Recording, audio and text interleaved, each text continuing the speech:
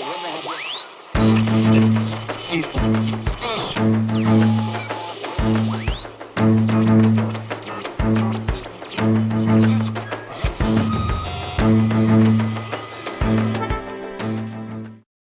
amis, bonsoir, et puis merci d'être venus très nombreux. Bon, je ne suis pas certaine que Marc Déret ait un public totalement acquis, mais on verra au cours des débats. Je suis Francine Giron, donc la fondatrice et directrice des éditions de Passy, et avec François Rebière qui va modérer le débat, nous avons essayé de créer un petit groupe de réflexion au départ autour de livres, peut-être de futurs livres, qui sait, et de réfléchir à des questions politiques d'une manière un petit peu différente, et puis peut-être de poser des vraies questions, peut-être les questions prioritaires, ou d'une manière vraie, je ne sais pas. Et donc aujourd'hui, nous avons le plaisir de recevoir donc François Asselineau et Marc Déret. Marc Déret qui a donc publié aux éditions de Passy 2 livres, un essai sur l'ouverture qui s'appelle Plus belle la gauche avec une préface de Jean-Marie Bockel, et un roman politique cette année, La déclaration du président. Donc quand on fréquente un peu les cabinets ministériels, on s'y croirait, voilà. Et donc Marc Déret a été membre du Parti socialiste pendant quelques décennies, et puis pendant 3 décennies, et il a fondé le club politique La Gauche Moderne avec Jean-Marie Bockel, dont il était secrétaire général. Au moment ce qui nous intéresse, au moment du référendum sur le traité constitutionnel européen, il a réussi à convaincre Kouchner, Elisabeth Guigou, Cohn-Bendit, Dany, Gérard Collomb et Jean-Marie Bockel de créer le comité de la gauche pour le oui. Voilà. Et avec le succès qu'on connaît, voilà. Et il a été donc secrétaire général de ce comité. Et puis il a quitté le Parti socialiste pour soutenir Nicolas Sarkozy. Et il était l'un des fondateurs du parti La Gauche Moderne, dont il a été membre du bureau politique, du comité permanent et responsable du projet. Et puis Marc est président de l'association, le mouvement Initiative Européenne et Sociale, et président du Cercle des Libertés Égales, dont il vous parlera. Et Marc Déret est un théoricien du social-libéralisme. Et je dois dire à titre personnel, parce que j'ai milité avec Marc, que Marc c'est quelqu'un, c'est pas un apparatchik qui est là pour se partager les places. Marc c'est quelqu'un qui a des convictions, qui va sur le terrain, qui mouille le maillot, qui réfléchit, qui écrit, qui répond, voilà, qui encaisse même parfois, qui sait. Et donc j'ai le plaisir de rencontrer et de recevoir François Asselineau, donc diplômé d'HEC, énarque, il en faut, hein. Et sorti 2e de sa promotion, qui était conseiller de Gérard Longuet, directeur de cabinet de Françoise de Panafieux, chargé de mission au cabinet d'Hervé Charette, alors d'abord au tourisme avec Françoise de Panafieux, puis aux affaires étrangères, qui a rencontré, comme on dit, les grands de ce monde, hein, de Jean-Paul II à Nelson Mandela, en passant par l'empereur du Japon et tous les dirigeants voilà, d'Asie et d'Amérique latine. Il était candidat aux européennes en 99, non? Vous avez été proche de Pasqua quand Pasqua était candidat. Vous nous expliquerez plus en détail, parce que comme je vais dire des bêtises, c'est peut-être pas la peine, voilà.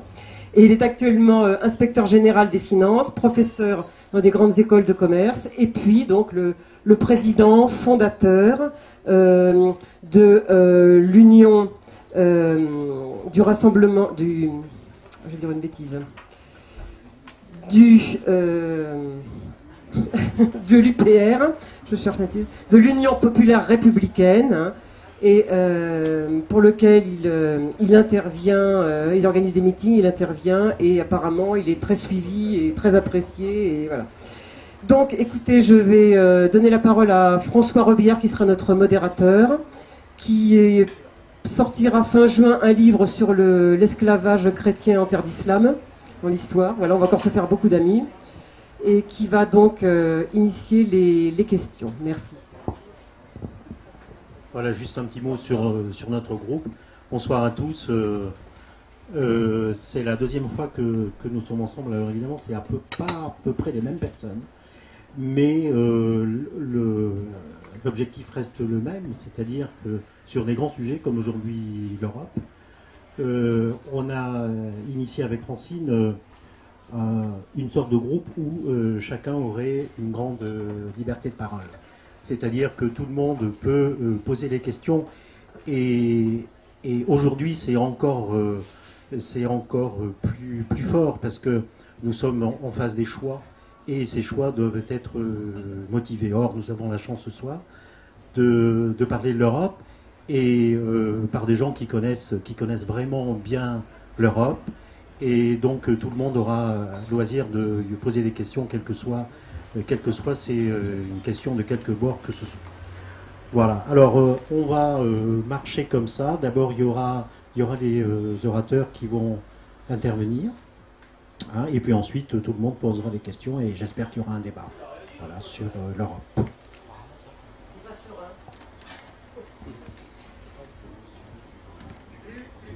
Bien, merci et bonsoir à tout le monde. Marc Deret, donc je vais dire un mot simplement du Cercle des Libertés Égales, parce qu'il se trouve que récemment on a créé un mouvement qu'on a appelé le Cercle des Libertés Égales, qui est une notion très très social-libérale.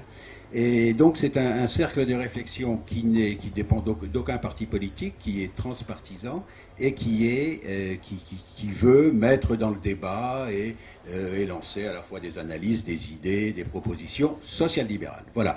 Pour les personnes que ça intéresserait, le 21 juin à Paris, on a une réunion de refondation, puisqu'on existait déjà, pour se redonner une direction un tout petit peu différente au cercle, au cas où vous seriez intéressé. Je suis à votre disposition à la fin de cette réunion. Bien. Alors, le sujet, donc, faut-il quitter l'Union européenne? Alors, je vais commencer, si vous voulez, par un peu une question préalable, un peu comme dans le sens que ça a un peu dans le parlementarisme, c'est-à-dire, il n'y a pas lieu de délibérer de ce sujet. Alors, et je vais débuter par un très rapide survol historique, en rappelant que l'Europe existe, mais elle existe non seulement géographiquement, démographiquement, mais elle existe quand même en entité plus ou moins organisée et depuis 2000 ans. Bon, ça a été d'abord les 500 premières années, c'était l'Empire romain, où effectivement 12 ou 13 des pays qui forment actuellement l'Union européenne étaient à l'abri du Rhin et du Danube, étaient dans l'Empire romain, étaient citoyens de l'Empire. Donc, une grande partie de l'Europe qui était organisée, et ô combien organisée, si on pense à ce qu'était l'Empire romain. Puis pendant les 10 siècles suivants, ça a été le Moyen-Âge, et ça a été le Moyen-Âge chrétien. Et là, Moyen-Âge chrétien, effectivement, où, là aussi, et là c'est la quasi-totalité des pays de l'Union européenne qui étaient dans cette entité, dans cet ensemble, qui était aussi un ensemble organisé, plus ou moins organisé comme ça pouvait l'être au Moyen-Âge, mais organisé sous le magistère du pape, avec les évêques, avec les grands monastères, etc. Communauté d'ailleurs, rassemblée non seulement sur un plan de manière positive, mais rassemblée aussi en tant que défense par rapport à l'islam, par rapport d'abord au monde musulman d'Espagne, donc c'était toute l'histoire de la Reconquista, et puis les croisades, et puis la lutte de défense contre l'Empire ottoman. Donc ça existait. Puis il y a eu du 16e au 19e, disons, une parenthèse, où là, effectivement, l'Europe n'existe plus de manière organisée, encore que, il y a quand même, cette entité existe toujours, hein, et la bataille de Lépante, à la fin du XVIe siècle, bien montré que cette victoire sur l'Empire ottoman avait un retentissement considérable dans toute l'Europe, où tout le monde s'est donc senti totalement concerné, faisant partie de la même communauté.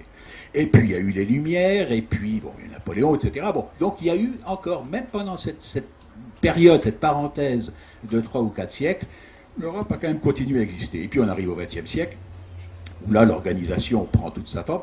Je dirais d'abord avec la SDN, même si la SDN n'était en rien, évidemment, une organisation européenne, mais à partir du moment où les États-Unis et la Russie n'en faisaient pas partie, finalement, ça s'est trouvé être une organisation quasiment de l'Europe. Il y avait le Japon, mais enfin bon, quasiment une organisation européenne. Et puis surtout, évidemment, dans les années 50, avec la CECA et l'Union, enfin, la Communauté européenne, l'Union européenne, etc. Donc cette Europe existe, et tout au long de cette histoire, la France a eu, dans cette organisation européenne, un rôle tout à fait particulier, un rôle très important.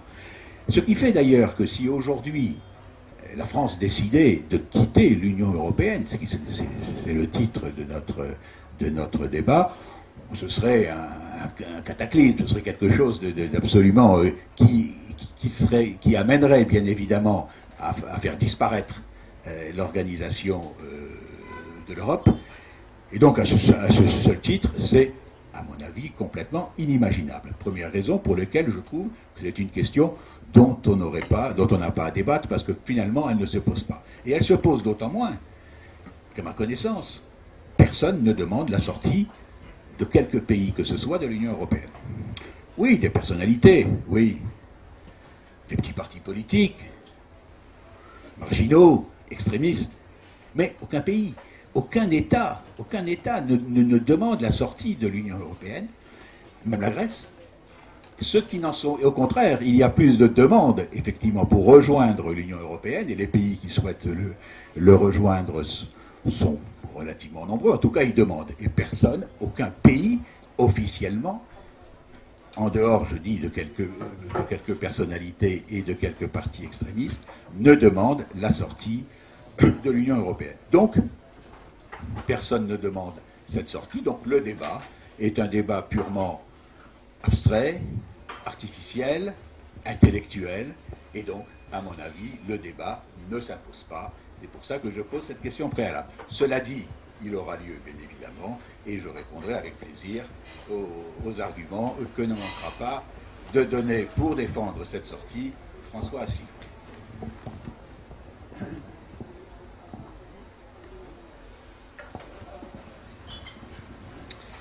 Bien, voilà une sacrée entrée en matière.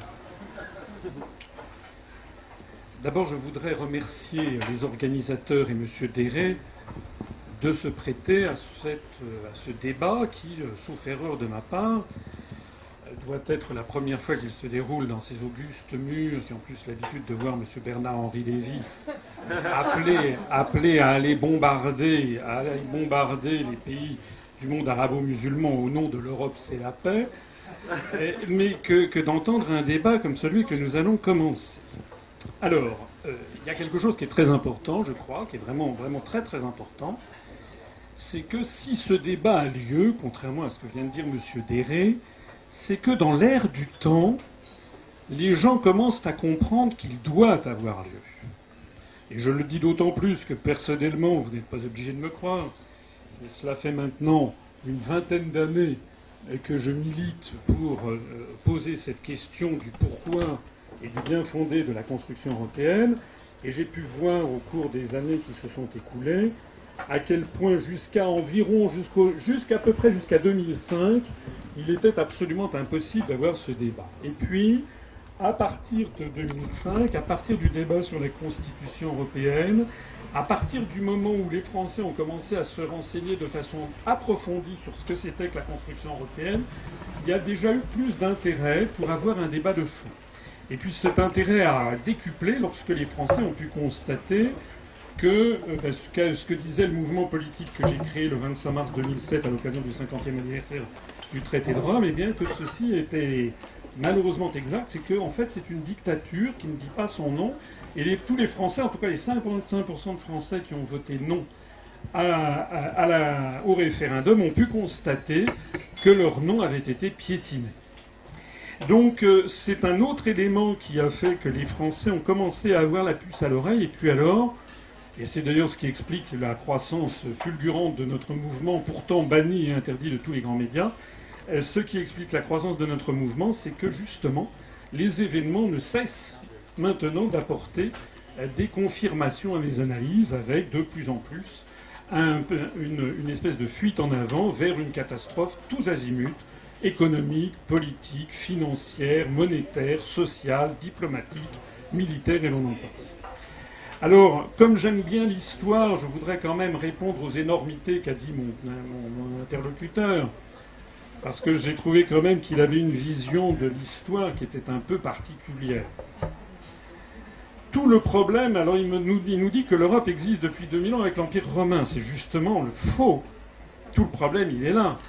C'est que l'Empire romain, dans sa plus grande extension, c'est-à-dire sous Trajan, vers environ 130 après Jésus-Christ, lorsque Trajan a mis la main sur la Dacie, qu'on appelle la Roumanie aujourd'hui, qui veut dire le peuple des Romains d'ailleurs, le pays des Romains, Eh bien, dans sa plus grande extension, l'Empire romain était un empire centré sur la Méditerranée. C'est la raison pour laquelle, lorsque vous allez à Vaison-la-Romaine, mais que vous allez à Palmyre en Syrie, ou à Douga en Tunisie, ou à Volubilis au Maroc, etc., vous avez en fait les mêmes bâtiments, puisque c'était un empire méditerranéen. En revanche, eh bien, toute une partie de l'actuelle Allemagne, la Prusse, l'Irlande, l'Écosse, toute la Scandinavie, toute la Pologne, tous les pays baltes qui n'ont jamais appartenu à l'Empire romain. Alors ce sont des césures qui sont extrêmement prégnantes encore aujourd'hui dans l'Europe, puisqu'il y a les pays qui ont été latinisés, romanisés, qui sont les pays du Sud, et puis il y a les pays qui ne l'ont jamais été. Vous savez que cette césure, elle passe notamment par l'Allemagne, puisqu'on a une Allemagne rhénane, on a une Allemagne, la Bavière par exemple, qui est de tradition catholique, et puis vous avez une très grande partie de l'Allemagne, c'est le berceau même de la Prusse, qui n'a jamais été romanisé. Et actuellement, c'est pas du tout de l'intellectualisme mal placé, puisqu'actuellement, par exemple, le procès constant des élites allemandes baignées d'esprit prussien contre les pays du Sud, on retrouve exactement cette césure qui existe depuis 2000 ans en effet. Alors ensuite, je vais faire court parce qu'on pourrait parler pendant des heures. Enfin, dire que l'Europe a été unifiée alors qu'elle ne l'a justement jamais été. On n'a justement jamais eu en 2000 ans d'histoire une même entité politique qui aurait réuni sous sa coupe le Portugal, l'Irlande, la Finlande et Chypre. Ça n'est jamais arrivé. Et comme moi je suis un amateur d'histoire, ce qui n'est jamais arrivé en 2500 ans d'histoire n'arrivera jamais. Je voudrais par exemple souligner que mon interlocuteur est passé un peu vite sur le traité de Verdun de 843, puisque lorsque Charlemagne a recréé l'Empire en 800, ça n'a pas duré très longtemps, puisque dès 43 ans après, l'Empire volait en éclats entre ses petits-fils. Et malheureusement, comme il avait 3 petits-enfants, vous savez, entre Charles le Chauve, Louis le Germanique et puis malheureusement Lothaire, eh bien il a fallu couper l'Empire en 3. Et Lothaire, ça a donné la Lorraine, et c'est à cause de ce 3e petit-fils qu'il y a eu pendant environ 1000 ans, 1200 ans, des conflits de frontaliers, si j'ose dire, entre la Francie occidentale et puis la Germanie. L'interlocuteur a eu le culot, si j'ose dire, de citer la bataille de Lépante de 1571. C'est quand même non, mais c'est assez fort de café, parce que la bataille de Lépante, c'est justement la bataille où la France n'était pas. La France n'y était pas précisément pourquoi ? Parce que... Comment ? Mais pourquoi elle n'y était pas ? Parce qu'il faut se rappeler ce qui s'est passé à partir de 1519. En 1500, vous savez qu'en France, on a un roi qui s'appelle François. C'est souvent qu'il y a des rois qui s'appellent François, d'ailleurs, en France. Il y a les présidents de la République. Il y a eu un roi qui s'appelait François Ier, qui était né donc à la fin du XVe siècle. Et puis son ennemi juré, comme vous le savez, c'était Charles de Habsbourg, qui portait le nom de Charles Quint quand on parlait enfin, il apporte plusieurs numéros, ça dépendait de quelles étaient ses possessions.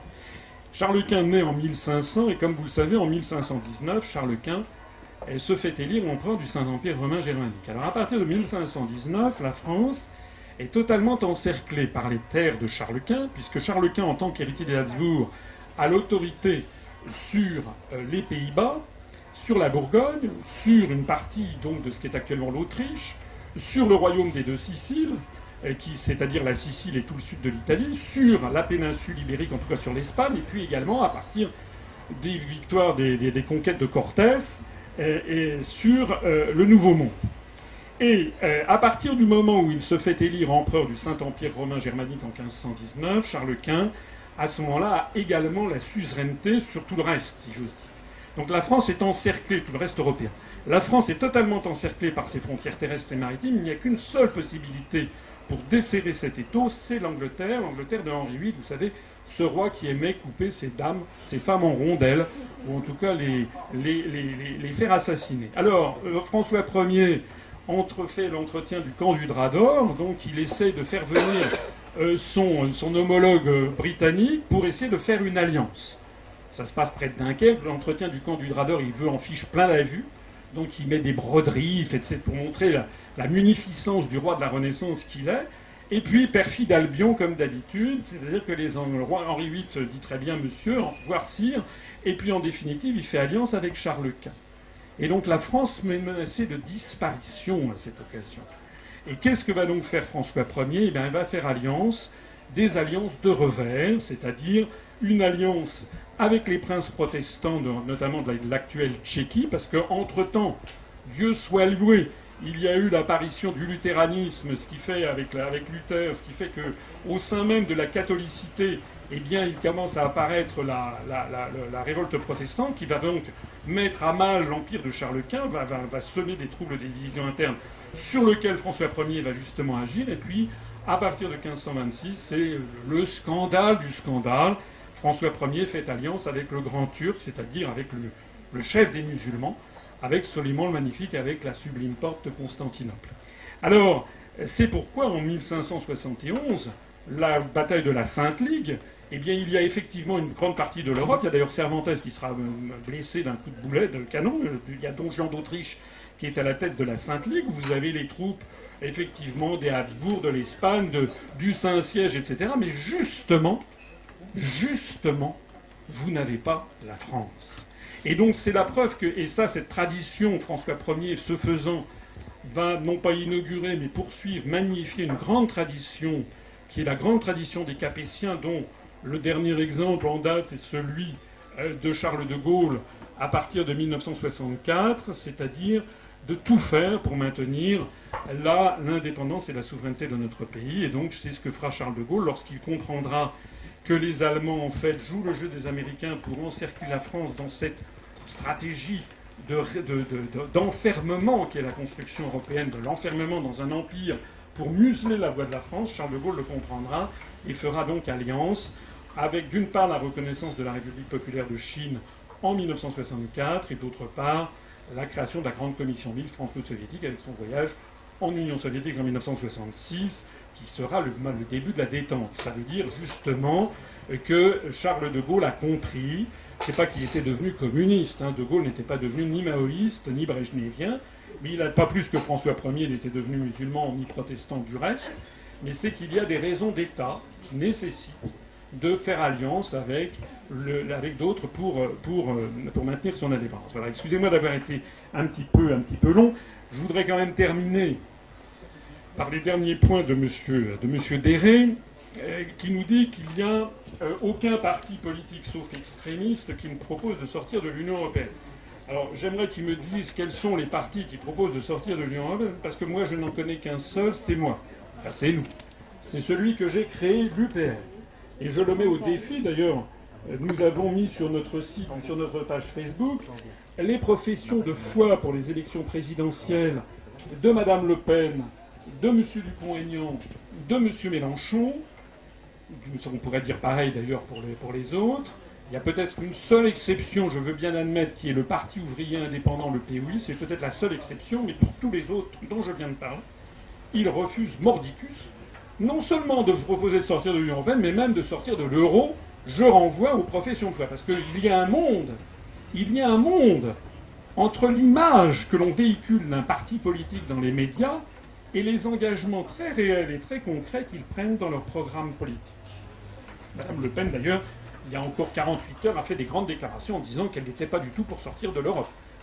Enfin, elle fait partie de ces politicards qui disent une chose un jour, le lendemain le contraire, le surlendemain une troisième chose encore, et puis on table sur le fait que chacun choisira le morceau qui lui plaît le mieux. Bon. Donc, s'agissant des partis politiques, moi je n'en connais qu'un, c'est l'UPR, qui s'est bâti là-dessus, puisque j'ai créé ce mouvement justement le jour anniversaire du 50e anniversaire du traité de Rome.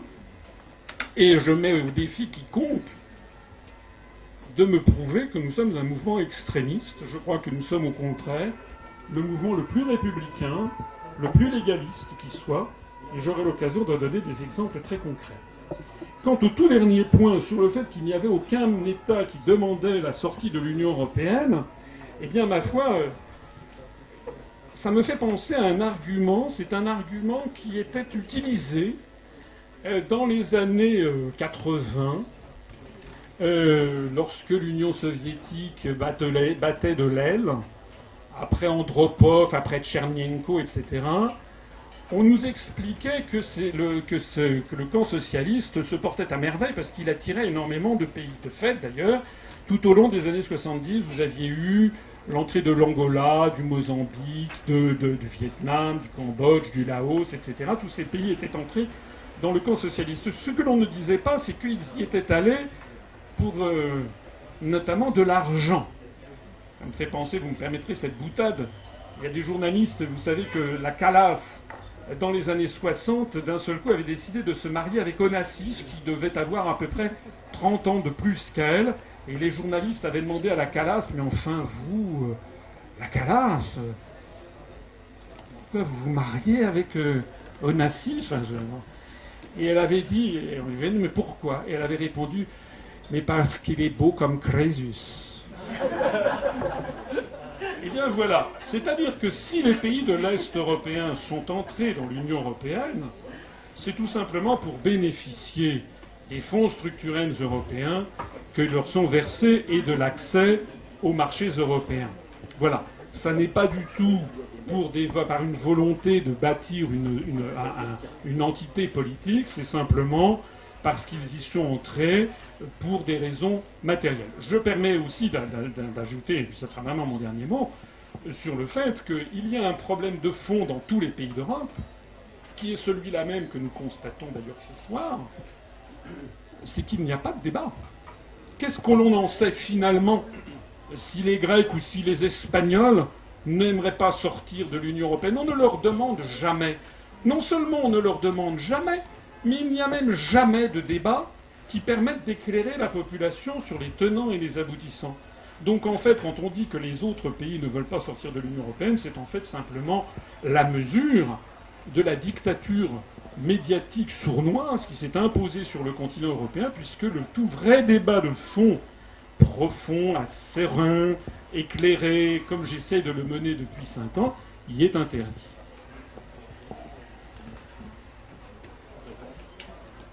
Oui, oui, d'accord.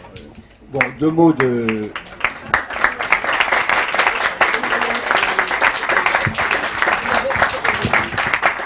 Bon, je vous demandais, mais vraiment très gentiment, très amicalement, bon, je comprends tout à fait votre enthousiasme, et on a bien compris que vous souteniez, vous apparteniez au parti de M. Asselineau, et qu'effectivement, vous ne partagez pas exactement les mêmes convictions que Marc Déret. Bon, nous qui, Saint-Jean-Bernard-Lévy, nous essayons de donner des tribunes et de justement permettre le débat. François Robillard est agrégé d'histoire. Je vous demande, mais tout à fait amicalement, peut-être d'éviter d'applaudir à chaque fois, parce que dans ce cas, on impose ça comme un rite et puis on applaudit. Voilà. Même M. Déret. Il est interdit d'applaudir M. Déret. Vous comprenez bien ce que je veux dire? Non. Faut pas chercher à expliquer. Bon, non, très bien. Merci donc pour ces réponses. Je vais me permettre, avant d'aborder un autre sujet, de revenir sur deux ou trois choses.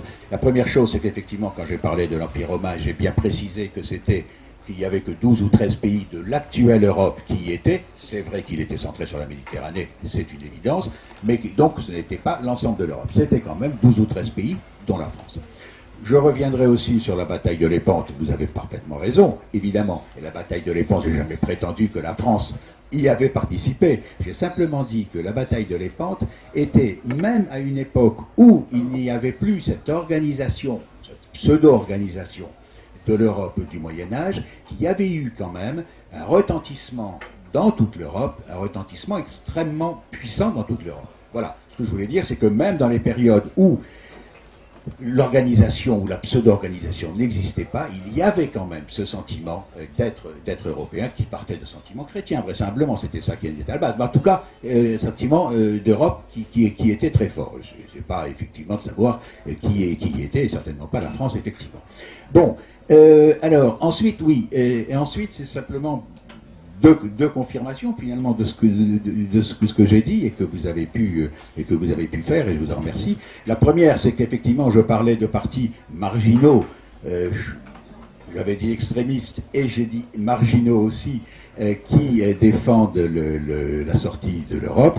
Vous m'avez confirmé qu'il n'y en avait qu'un, donc c'est encore plus marginal que je ne le pensais. C'est donc bien qu'il n'y a pas de la part de partis politiques, de demande de sortie de l'Europe. Donc cette demande est tout à fait marginale, et en tout cas elle n'existe pas au niveau d'État. Et quand elle n'existe pas au niveau d'État, vous dites dictature, bon, ok, dictature qui empêche les gens de se prononcer.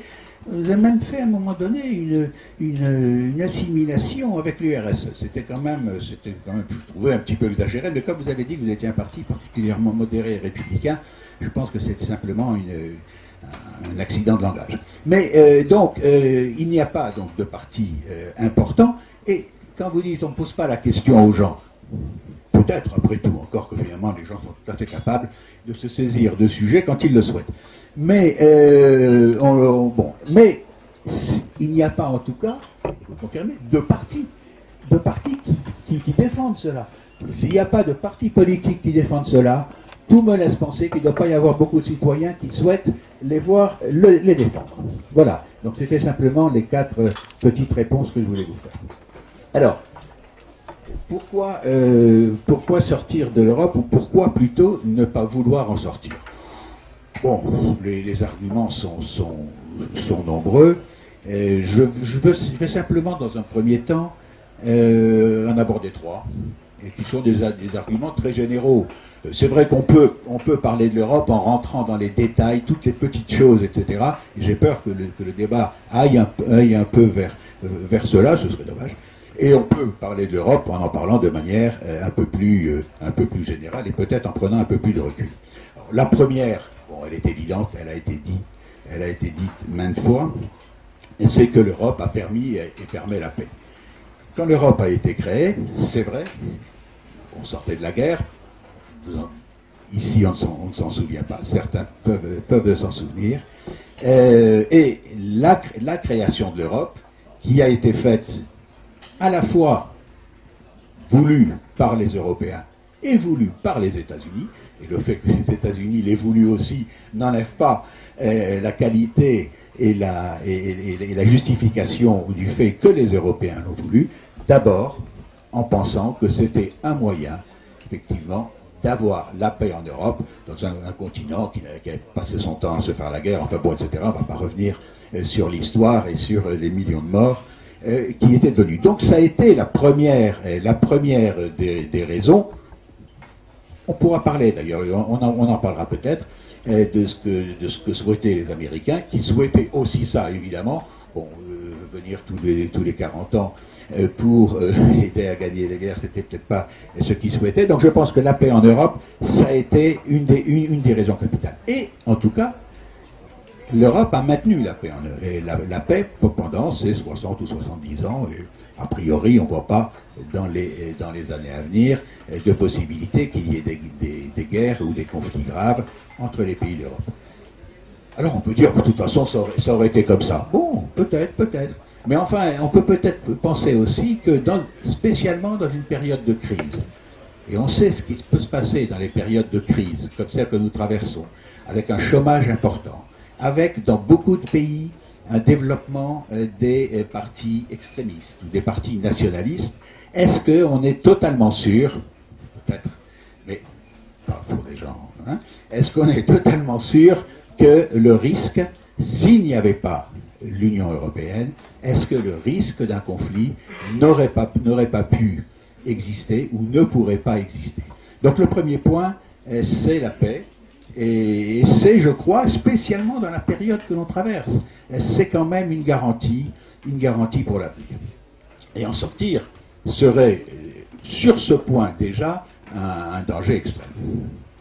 La deuxième chose, c'est que quoi qu'on la traite de dictature, je pense que c'était là aussi une maladresse, simplement, et je pense que l'Europe est un garde-fou démocratique.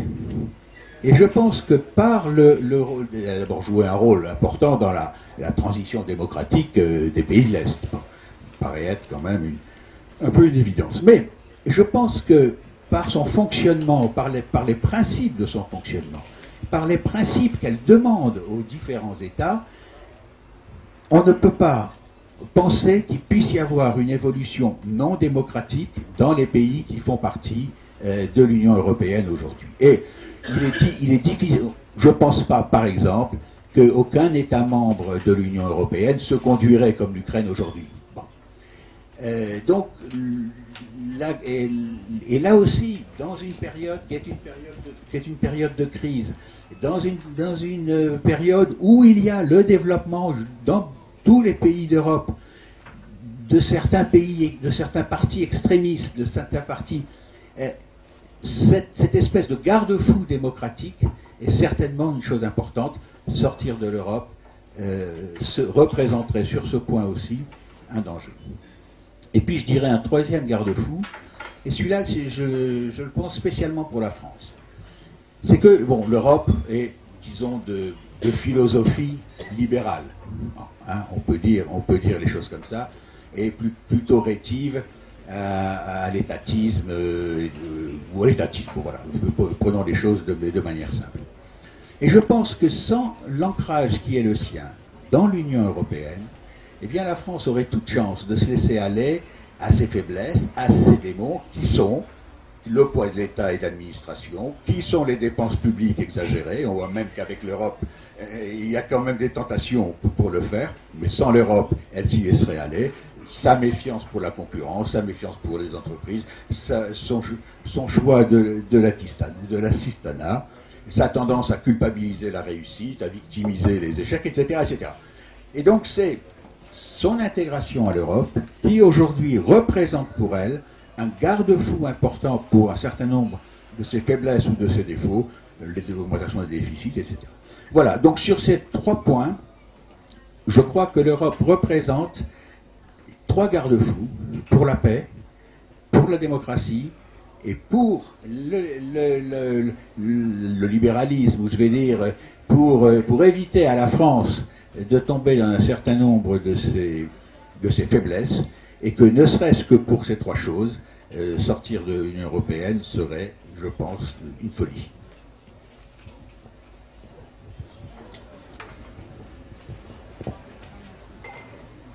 Sur le dernier point, vous êtes vraiment le représentant d'une gauche très très moderne.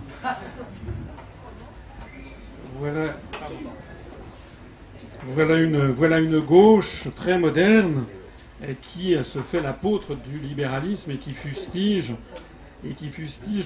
la dépense publique. Moi, j'appelle pas ça la gauche. Ou alors les mots n'ont plus de sens. La gauche, c'est la dépense. Oui. Non. La gauche, non, moi j'appelle pas ça la gauche. Bon.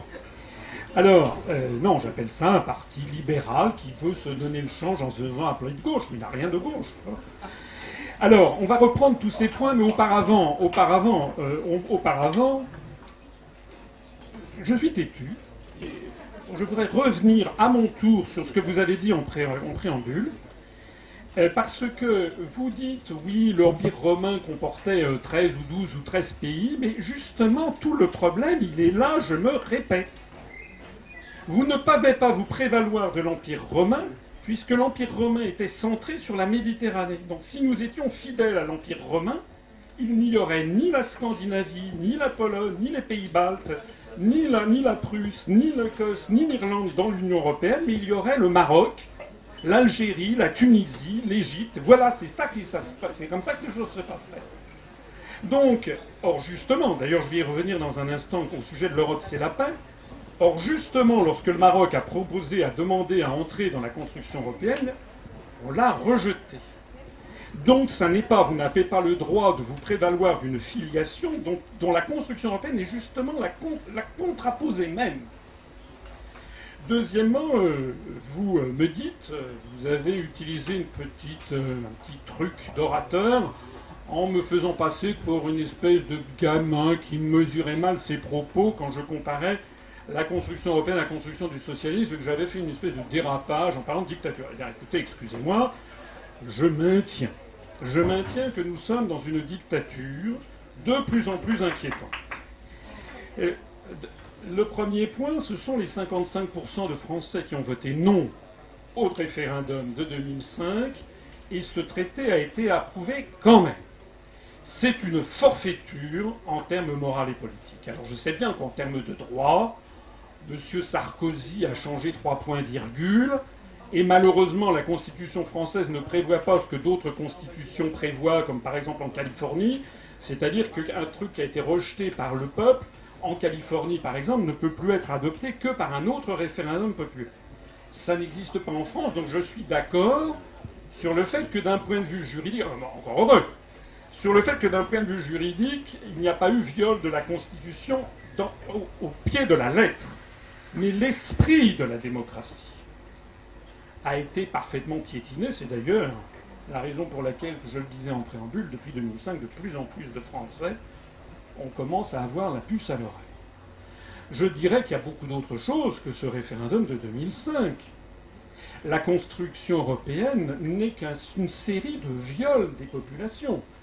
Lorsqu'un peuple, pas seulement les Français, mais lorsqu'un peuple vote non à un référendum, on le fait voter, revoter, re-revoter jusqu'à ce qu'il vote oui. Seul le oui est considéré comme un vote acceptable, tous les votes non sont considérés comme inacceptables. J'ajoute que la construction européenne piétine toutes ses règles, par exemple budgétaires. J'ajoute que le renflouement de la Grèce, le FESF, le MES, sont contraires à la clause 125 du traité sur le fonctionnement de l'Union européenne qui avait justement expressément prévu cet aspect-là des choses. J'ajoute que nous sommes dans un débat où on se demande si la Grèce va sortir de l'euro. L'Allemagne a dit qu'il faudrait exclure les pays qui ne se portent pas bien, qui ne respectent pas les contraintes budgétaires, il faudrait les exclure de l'euro. J'ajoute qu'il n'y a aucune clause dans les traités qui le prévoient. Donc en fait, nous avons une caste européenne qui piétine les textes de droit qu'elle a elle-même élaborés à chaque fois que ça lui chante. Et puis j'ajoute que par ailleurs, le déséquilibre en matière de démocratie est tel que, effectivement, je persiste à penser que nous avons affaire à une authentique dictature, puisque vous en êtes d'ailleurs, si vous me le permettez, une illustration, puisque vous avez quand même jugé nécessaire, ce qui m'a un petit peu étonné, de commencer notre débat par une question préalable sur le thème « Bien écoutez, il n'y a pas de débat à avoir ». Bon, alors comme on est... ben oui, c'était ça quand même. Donc comme on était prévu pour le faire, vous avez bien accepté, mais moi ça me fait frémir, parce que je sais que c'est comme ça que ça se passe dans toutes les rédactions de toutes les télévisions et de toutes les radios. C'est comme ça que les choses se passent. Alors, maintenant vous avez entamé ensuite 3 si de la propagande européiste.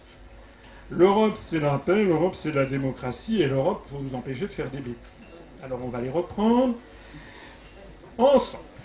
Alors, l'Europe, c'est la paix. Je voudrais rappeler que s'il y a eu la paix entre 1945 et, disons, la fin des années 90, la construction européenne n'y est strictement pour rien. Il y a eu des risques de guerre en Europe. En 1953, aux événements de Berlin. En 1956, aux événements de Budapest. C'était pas l'Europe, puisqu'il n'y avait pas de traité de Rome. S'il n'y a pas eu de guerre, c'est qu'il y avait d'autres forces qui étaient derrière, qui empêchaient qu'il y ait la guerre. C'était quoi? On est désolé de devoir le rappeler, devant cette auguste assemblée. Mais s'il y a eu la paix en Europe occidentale, c'est tout simplement parce qu'il y avait ce que les Américains avaient appelé MAD, Mutual Assured Destruction. C'est-à-dire que de part et d'autre du rideau de fer, vous aviez l'OTAN d'un côté, le pacte de Varsovie de l'autre, qui était gorgé jusqu'à n'en plus pouvoir de missiles interbalistiques avec des bombes thermonucléaires. Donc c'est ça. C'est pas les directives sur le beurre de cacao, sur la taille du siège des tracteurs, qui a assuré la paix en Europe. C'est pas parce qu'il y avait, c'est pas du tout ça. C'est parce qu'il y avait de part et d'autre un risque de vitrification et de destruction générale de la planète. Voilà. Donc l'Europe, c'est la paix. C'est comme si vous disiez, ah ben c'est grâce à l'Europe qu'il y a eu les saisons ou qu'il y a eu les marées. Mais non, ça n'a rien à voir. C'est pas parce qu'il y a corrélation des phénomènes, c'est parce qu'il y a tout simplement eu un système qui a empêché qu'il y ait une guerre à l'époque. Alors maintenant, à l'époque où nous en sommes aujourd'hui, il y a quelque chose qui me fascine dans le genre de déclaration que vous faites ou d'arguments que vous avancez, c'est qu'on a l'impression que s'il n'y avait pas la Commission européenne et la Banque centrale européenne, nous serions au fin fond de la jungle.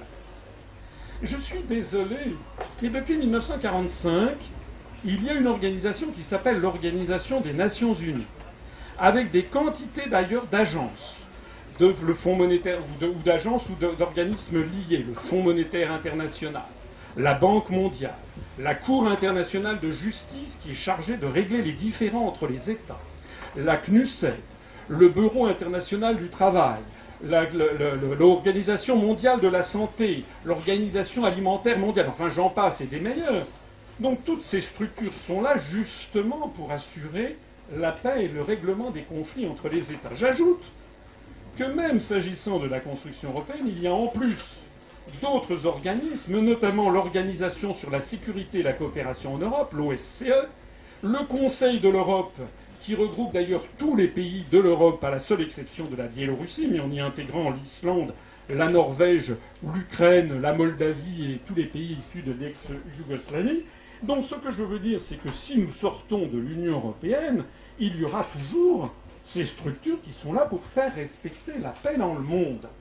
Et nous, si vous aviez lu la charte du mouvement que j'ai créé, nous sommes en faveur d'une revivification, de redonner son poids à l'Organisation des Nations Unies. Nous ne sommes pas du tout pour un univers sans foi ni loi, bien au contraire, et nous ne sommes pas du tout, je vous prie de le croire, je suis père, comme vous sans doute, j'ai des enfants, et puis il n'y a pas besoin d'avoir des enfants pour dire ce que je vais dire, c'est que je ne souhaite pas du tout qu'il y ait des conflits mondiaux. Donc l'Europe, c'est la paix, c'est un argument qui a l'apparence de la réalité, mais qui en fait est totalement fallacieux. J'ajouterais même que moi, ce qui m'inquiète beaucoup, et je vais passer au deuxième point, c'est qu'on fustige toujours les nationalistes. Mais moi, ce qui m'inquiète, c'est les nationalistes européens. Parce que tout ce... Mais je veux dire de l'Union européenne. Parce que le discours que vous tenez, c'est exactement en fait un discours qui vise à entrer en guerre avec le monde arabo-musulman.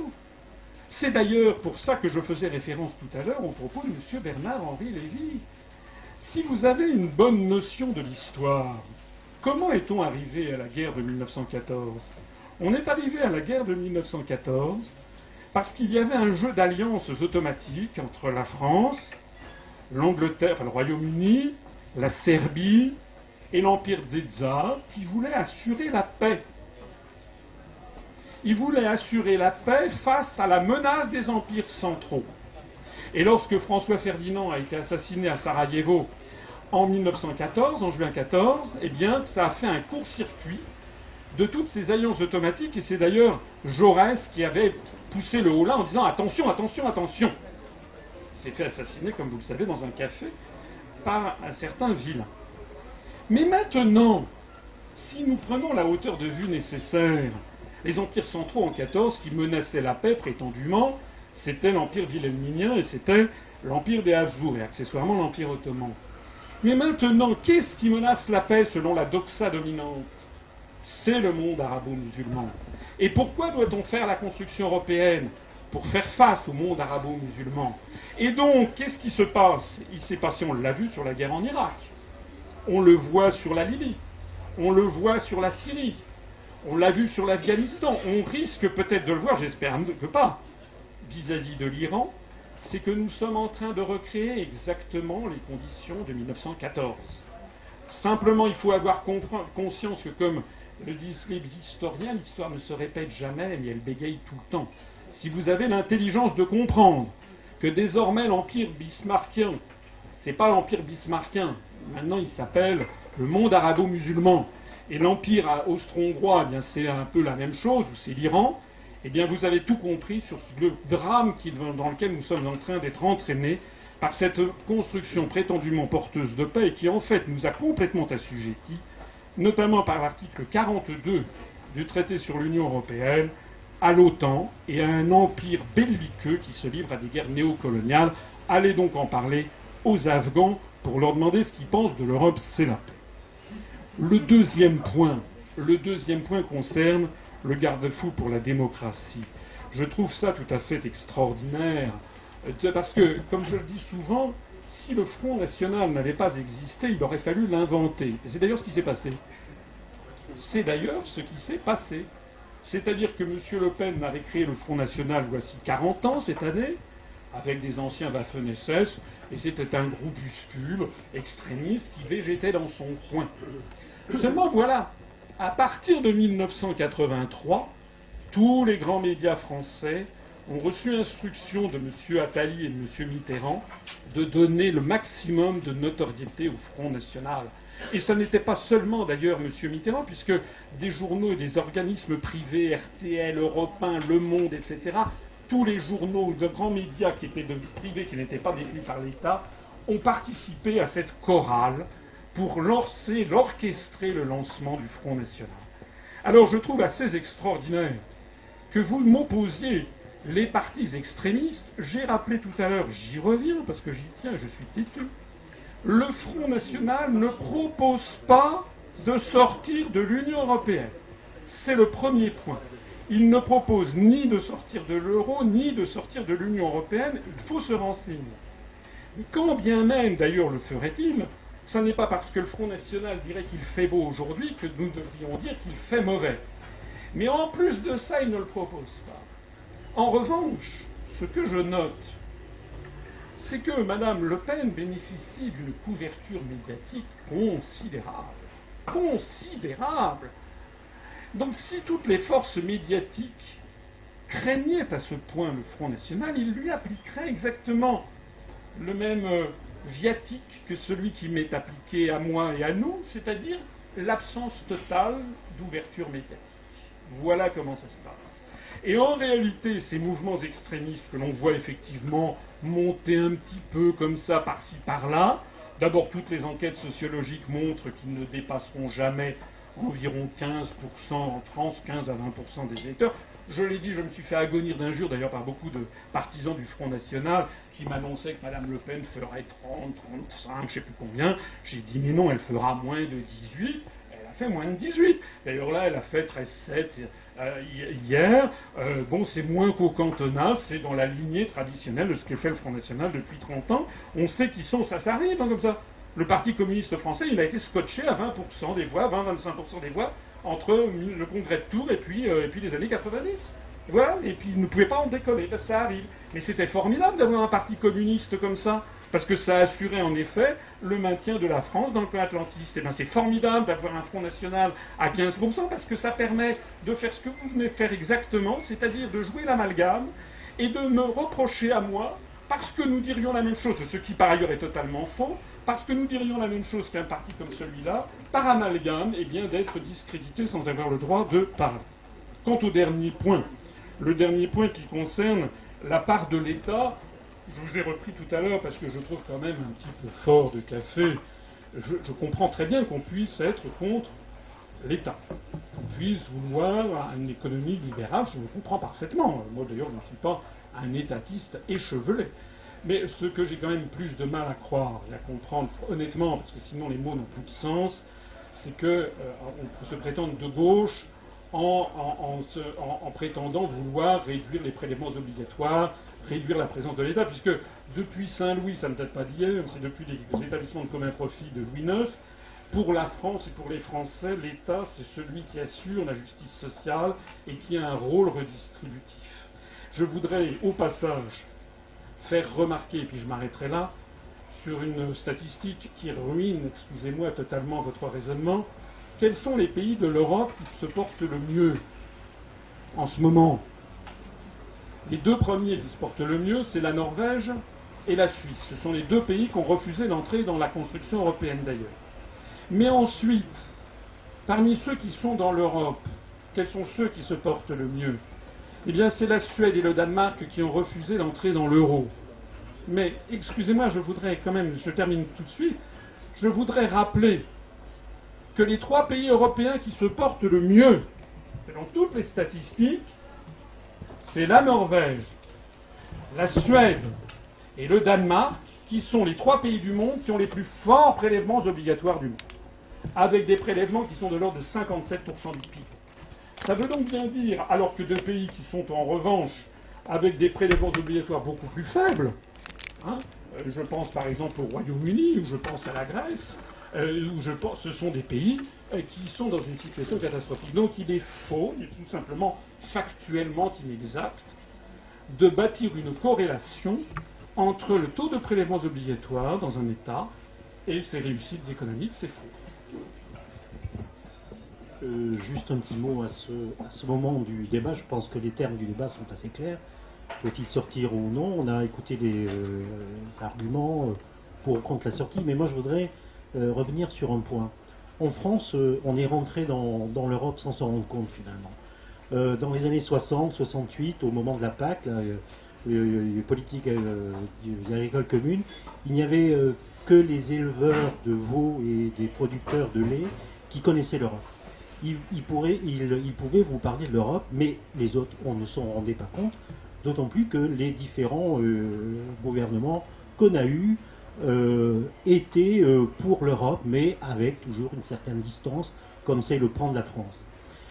Alors, moi, je voudrais savoir, est-ce que, en ce moment où on a été tenu d'accepter l'euro, les règles communes, etc., les commissions de Bruxelles, bon, qu'est-ce qui changerait pour les Français si demain il y avait le référendum, par exemple, sur la règle d'or, une proportion du PIB, et que la France dise non, et puis qu'à la suite on ne sorte pas de l'Europe, mais on se détache de l'Europe, un petit peu comme les Grecs qui se posent vraiment des questions maintenant et qui ont d'ailleurs très peur, l'Irlande en est un autre exemple qui lors de la crise voulait sortir de l'Europe, mais qu'est-ce qu'on a vu? Référendum, 60% des gens veulent bien rester et accepter cette règle d'or. Alors, moi je voudrais poser la question à nos deux orateurs. Est-ce que si on sort de l'Europe, par hasard, pourquoi pas, on ne sait pas de quoi fait l'avenir, qu'est-ce qui changerait dans la vie quotidienne des Français? Repasser au franc, ne plus accepter des règles communes, et puis couper finalement les ponts avec des pays qui nous sont très très proches. Je pense à l'Espagne, l'Italie, l'Allemagne, c'est le partenaire qu'on ne peut pas éviter. Qu'est-ce qui se passerait pour les Français? Je passe la parole à M. Deret qui voudrait répondre sur ça. Avant de répondre à ça, je vais quand même redire un mot sur ce qui nous a un petit peu opposé et sur un certain nombre de mots qui ont été, que j'ai notés, j'ai dû en manquer un certain nombre. Mais il y avait donc dictature, viol, piétiner, un que j'arrive pas à relire, enfin bon, ok, c'est pas, à mon avis, les choses quand même n'exigent pas ce genre de termes quand on discute. Mais bon, après tout, pourquoi pas. Bon, ensuite, sur la question préalable, vous avez assimilé la question préalable à une procédure dictatoriale. Mais je vous rappelle que la question préalable, c'est une procédure qui existe dans les parlements, et notamment au Parlement français. Donc assimiler ça à la dictature, j'ai trouvé ça un peu drôle, disons. Bon, sur la paix, alors je ne peux pas revenir sur... Je suis assez d'accord sur un certain nombre de choses que vous dites, et c'est vrai que c'est pas l'Europe qui a fait que jusqu'à la chute du communisme on est resté en paix. C'est vrai. Bon, il y a eu après. Mais quand je parlais de cette notion de paix, c'était la paix entre les différents pays d'Europe, et notamment d'une Europe très élargie. Et c'était en prévision de l'avenir, et en disant qu'aujourd'hui, sait-on si dans la période de crise que l'on traverse avec le développement des partis extrémistes, etc., dans lequel je ne vous mettais absolument pas, dans les partis marginaux, oui, mais pas dans les partis extrémistes, s'il y avait ce développement, effectivement, il pourrait y avoir un danger pour la paix, non pas pour la paix du monde, pour la paix entre les pays européens. C'est ça que je voulais dire. Enfin, quand j'ai entendu que la construction européenne était faite pour lutter, là je relis, était faite pour lutter contre le monde arabo-islamique, bon... j'ai quand même eu un petit sursaut. Bon, et deux points. Ce sont des petites choses, mais enfin, c'est quelquefois, bon, quand social-libéral, on peut pas être libéral quand on est de gauche, etc. Il y a quelque chose qui s'appelle le social-libéralisme et qui prouve qu'on peut être libéral et avoir une fibre sociale. Donc, je veux dire, les deux choses qui peuvent paraître contradictoires peuvent exister. Et je suis d'accord avec vous que ce n'est pas forcément les pays qui ont le plus bas taux de prélèvement qui vont avoir le meilleur développement économique. Donc, tout ça n'est pas forcément lié. Mais social et libéral à la fois, c'est quelque chose qui existe, mais ce n'est pas le moment d'en parler. Bon, alors, oui, donc si on sortait de l'Europe, ce qui changerait? Bon, il changerait tellement de choses qu'à la limite, bon...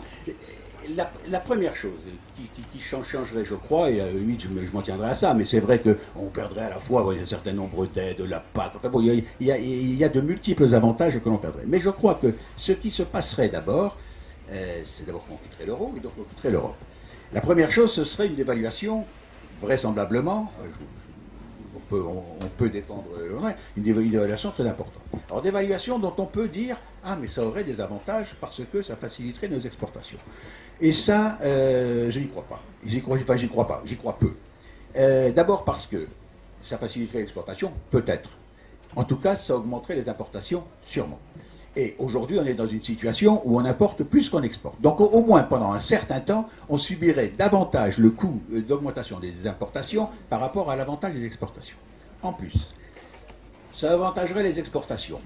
Admettons, toujours est-il que dans le prix des produits importés, il y a le coût notamment des matières premières qui, elles, sont importées. Dans le prix des produits exportés, pardon. Il y a le prix des matières premières qui, elles, augmenteraient et sont importées. Donc, la différence de prix, l'avantage de prix que l'on aurait à l'exportation serait déjà limité par cette augmentation des importations. Ensuite, si on quittait l'Europe éclaterait. On ne peut pas imaginer que l'Europe continuerait à vivre sans nous, à vivre sans la France. Donc, tous les pays d'Europe subiraient de la même façon que nous une dévaluation. Et donc, l'avantage est sans doute même supérieur à la nôtre. Donc, l'avantage compétitif que l'on pourrait gagner, on ne le gagnerait pas, en tout cas, vis-à-vis des autres pays d'Europe, parce qu'ils dévalueraient aussi, et peut-être encore plus que nous. Alors, il y aurait un avantage, effectivement, partiel vis-à-vis de l'Allemagne. Simplement, on sait, je pense, que la différence d'exportation entre l'Allemagne et nous ne tient pas tellement au prix. Elle tient au fait que les produits allemands, c'est la qualité allemande, l'image des produits allemands, la qualité du commerce allemand, etc. Donc finalement, autant je vois bien les inconvénients que l'on aurait, et puis avec suivi, parce que cette augmentation de prix des importations, ça serait suivi par une augmentation des prix, par une inflation, par une augmentation des salaires, réinflation, et donc réaugmentation de prix d'exportation, etc., etc. Je ne vois vraiment pas, ni à court ni à moyen terme, les avantages que l'on pourrait tirer de ce point-là, et il y a tellement d'autres inconvénients que l'on aurait. Et les inconvénients sont plus importants que ceux-ci.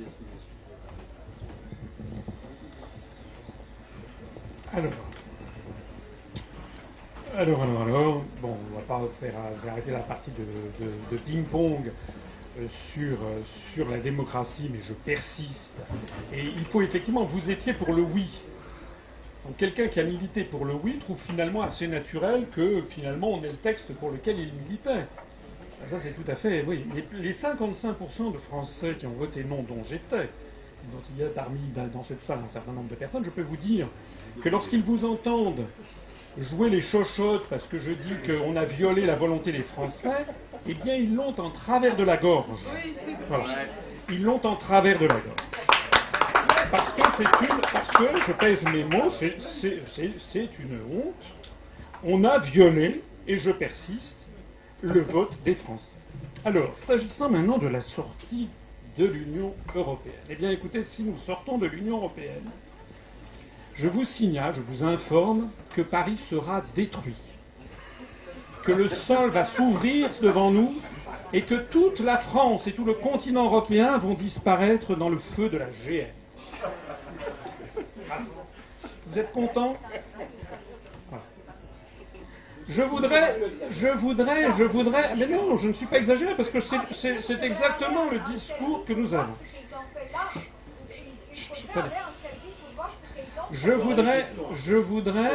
D'abord, je voudrais faire remarquer qu'il y a une vie après l'Union européenne. Parce qu'il y a déjà des territoires qui sont sortis de l'Union européenne. Certainement, ce n'est pas des très grands, vous ne les connaissez pas forcément, mais il y a le Groenland. Le Groenland qui est une colonie danoise qui est sortie de l'Union européenne justement pour avoir sa souveraineté, sa capacité budgétaire, son autonomie dans le cadre du royaume de Danemark. D'ailleurs, les Groenlandais se trouvent très bien. Alors, évidemment, on va rigoler, on va dire oui, je parle de l'exemple qui existe. Mais il y a donc des exemples qui existent. Deuxièmement, je voudrais faire remarquer un deuxième point très très très important. C'est qu'il y a, les gens qui ont adhéré à l'UPR le savent, puisque c'est quelque chose que je dis sans arrêt, il y a dans le traité sur l'Union européenne, un article qui s'appelle l'article 50, qui prévoit les modalités par lesquelles un État peut sortir de l'Union européenne. Donc, cela signifie qu'avant toute chose, avant de discuter du bien fondé, du mal fondé, des conséquences, etc., il y a un point sur lequel je pense tout le monde de bonne intelligence peut convenir avec moi, c'est qu'il est possible d'en sortir puisque c'est prévu. C'est prévu dans les traités. Donc c'est possible. Et si c'est possible, et si c'est écrit noir sur blanc dans les traités par l'article 50, ça veut dire qu'on a le droit d'en débattre. Il me semble. Et que ça n'a rien d'extrémiste que de vouloir débattre de la mise en œuvre d'un article, d'un traité, qui a été d'ailleurs imposé aux Français en dépit du fait qu'ils ne l'avaient pas voulu. Donc on a quand même le droit d'en débattre. Bien. C'est un point très important. Parce que jusqu'à il y a encore quelques années, quand je disais qu'il fallait sortir de l'Union européenne, les gens me disaient « mais c'est impossible ». C'est impossible. Bah, non, c'est pas impossible, c'est prévu. Alors, maintenant, vous avez fait, si je peux me permettre, le coup de l'apocalypse. Alors, évidemment, c'est parole contre parole. Moi, ce que j'observe, c'est, je le disais dans une vidéo que j'ai enregistrée il y a quelques jours, tout ce que prévoyaient les gens qui étaient contre le traité de Maastricht en 92 se révèle exact. Toutes les promesses qui avaient été faites par les partisans de l'euro et de l'Union européenne se révèlent faux. C'est vrai ou c'est pas vrai? Et nous avons donc des gens, je suis désolé, mais puisque vous aimez l'entreprise, moi aussi d'ailleurs, dans une entreprise où l'on demande à des chefs d'entreprise de rendre des comptes désormais trimestriellement, si au bout de 2-3 trimestres, si au bout d'un an, 2 ans, la situation devient de plus en plus catastrophique, eh bien, les actionnaires disent merci monsieur, au revoir monsieur. C'est ce qui s'est passé, par exemple, avec monsieur Jean-Marie Messier. Et que fait en général, ce qui s'est passé avec monsieur Haberin, que fait en général le dirigeant un peu véreux qui constate que sa gestion mène à la catastrophe? Vous savez ce qu'il fait de façon systématique? Il dit mais non, non, non, ça va aller mieux. Il faut me donner plus de temps et plus de pouvoir. C'est le raisonnement systématique. Ah, nous, ça fait pas 2 ans, les enfants. Ça fait 20 ans depuis 1992. Ça fait 20 ans que l'on attend prétendument que l'euro devait nous apporter plus de croissance, plus d'emplois, plus de richesse, que l'Europe devait être démocratique et sociale. Nous constatons que c'est le contraire exact qui se passe et de pire en pire chaque année. Et nous avons affaire à des dirigeants véreux qui refusent de reconnaître que les médecines qu'ils ont proposées se révèlent contre-productives et qui nous assurent qu'il faut faire encore plus d'Europe. Et d'ailleurs, c'est toujours à eux que l'on continue de donner la parole. Voilà. Alors moi, j'estime que quand vous avez affaire à un médecin qui vous a diagnostiqué un panari, alors qu'en fait vous aviez un cancer du foie, eh bien, si vous êtes allé voir un autre médecin, à ce moment-là, vous ne retournez plus voir le premier. Vous avez compris que c'est quelqu'un d'incompétent. Parce qu'il y a quand même le réel qui doit être là, non d'une pipe. Nous avons affaire à la contradiction entre l'esprit scientifique et l'esprit dogmatique.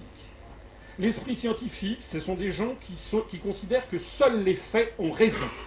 Et quand depuis 20 ans, depuis 1992, 55 ans depuis le traité de Rome, nous allons de pire en pire, eh bien les faits ont raison. Et puis vous avez l'esprit dogmatique qui considère que les faits n'ont jamais raison. Que c'est la dogme qui a raison malgré les faits et que le dogme n'a jamais été bien appliqué. Alors, vous me dites que si la France sort de l'Union européenne, il se passera des tas de choses. D'abord, ce que je voudrais dire, c'est que l'article 50 a prévu une modalité de sortie, c'est une négociation pendant 2 ans avec les autres États. Donc on entre dans un processus de négociation. Il n'y a pas de quoi pousser les cris d'orfraie, on négocie. C'est ce que fait actuellement la Grèce, l'Espagne négocient quand ils ont des gros problèmes. Deuxièmement, je voudrais faire remarquer un principe général du droit international public, qui est le principe de la succession des États et des régimes politiques. Vous savez que lorsqu'il y a une révolution ou un changement de gouvernement ou un changement de majorité dans un État, eh bien, toutes les réglementations et les lois continuent de s'appliquer tant que le nouveau régime ne les a pas changées. Le fait que M. Hollande ait succédé à M. Sarkozy n'a changé en rien les lois et les règlements que la France et les traités que la France a acceptés. Donc, si nous sortons de l'Union européenne, toutes les réglementations actuellement en vigueur, y compris les réglementations européennes, continueront d'exister. Alors, quelle est la différence et quel est l'intérêt ? Bien, la différence, c'est que nous pourrons commencer à les modifier en tant que de besoin. Par exemple, si nous voulons lutter contre les délocalisations qui sont en train de détruire notre pays, nous perdons 800 points industriels par jour ouvrable. Ça, c'est du matter of fact, c'est du concret, c'est pas des vaticinations sur la Sainte Ligue. Donc, qu'est-ce qui se passe ? On perd 800 points industriels par jour ouvrable. Les Français n'en peuvent plus. Il y a d'ailleurs une cohorte de plans sociaux qui arrive à toute allure. Eh bien, les Français, ils veulent quoi ? Ils voudraient qu'on interdise aux entreprises de délocaliser. C'est ça que veulent les Français. Eh bien, pour interdire aux entreprises de délocaliser, il faut donc abolir l'article 63 du traité sur le fonctionnement de l'Union européenne, qui précise cet article 10, sont interdites toutes restrictions aux échanges de capitaux entre les États d'Europe et entre les États d'Europe et les États des tiers. Donc, tant que nous sommes sous l'empire de cet article 63 du TFUE, je prends cet exemple, mais je pourrais en prendre bien d'autres, eh bien, tous les discours politiques, de l'extrême droite à l'extrême gauche, en passant par l'extrême centre, eh bien, tous les discours politiques qui proposent aux Français de lutter contre les délocalisations se moquent tout simplement des électeurs. Point. Donc, ce que nous disons, nous ne disons pas que d'un seul coup, nous allons hérisser la France de barrières tous azimuts. D'ailleurs, la Suisse n'est pas dans l'Union européenne.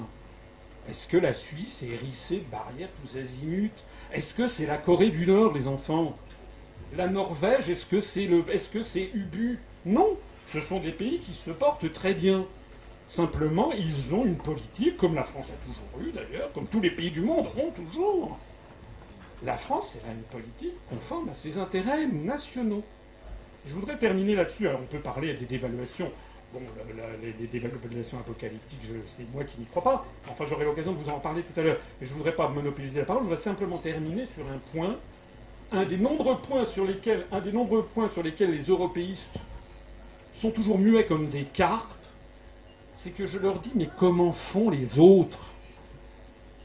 J'ai vu une anecdote, je vais vous raconter une anecdote rigolote. Figurez-vous que M. Jean-François Copé, vous voyez qui c'est ? Il est le patron de l'UMP. Figurez-vous qu'il était parlementaire et à l'Assemblée nationale, il était le président du groupe d'amitié, vous savez qu'il y a des groupes d'amitié à l'Assemblée nationale, il était président du groupe d'amitié France-Singapour. Alors voici pas qu'il a reçu le brigadier général, c'est l'un des postes de ministre, ça s'appelle brigadier général à Singapour, je connais bien Singapour, je suis allé plusieurs fois dans des fonctions, dans des cabinets ministériels d'ailleurs. Et il a reçu donc le brigadier général de Singapour, donc qui est un peu l'équivalent d'un très grand ministre. Et devant les médias, moi j'ai toutes les références si ça vous intéresse, M. Copé a pris à témoin les Français en disant « Nous devons prendre l'exemple de Singapour ». Singapour, c'est un État qui appartient aux Nations Unies, qui est grand comme la moitié de l'Île-de-France et qui comporte 4 500 000 habitants. Point. Donc la France, qui a 65 millions d'habitants, qui est la 5e puissance économique mondiale, diffuse constamment ce discours aux Français que nous ne serions plus rien si d'aventure nous ne fusionnions pas avec les Chypres et la Lettonie. Mais concrètement, quand on voit ce qui se passe à Singapour, on donne l'exemple de Singapour, ou bien on donne l'exemple de la Corée qui a 40 millions d'habitants, ou de Taïwan qui a 15 millions d'habitants, ou de la Suisse qui a 6 millions d'habitants, etc., etc. Il n'y a aucune corrélation dans le monde entre la taille d'un État, sa population, et son bien-être. C'est même pratiquement le contraire qui est vrai, puisque les États les plus gigantesques sont aussi souvent les plus pauvres. La Chine, l'Inde, le Pakistan, le Bangladesh, l'Indonésie, le Nigeria, etc. sont des pays qui sont souvent avec un niveau de vie statistiquement inférieur. Donc ce que je voudrais quand même que l'on m'explique, c'est pourquoi est-ce que l'on met dans la tête des Français qu'ils doivent se faire harakiri pour fusionner avec les 26 pays alentours, alors que cette stratégie ne donne que des désastres depuis maintenant 55 ans et qu'elle n'est imitée nulle part ailleurs dans le monde. Bien, je pense qu'on va passer aux questions dans la salle. Est-ce que vous avez des questions à poser à M. Marc Déret?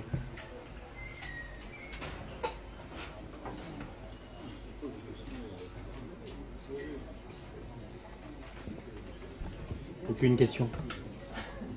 Ça m'étonnerait quand même. C'est un débat.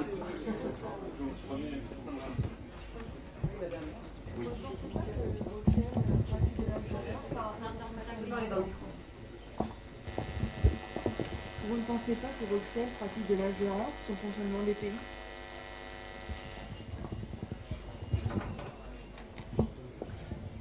Oui, vous permettez quand même que je ne peux pas résister quand même.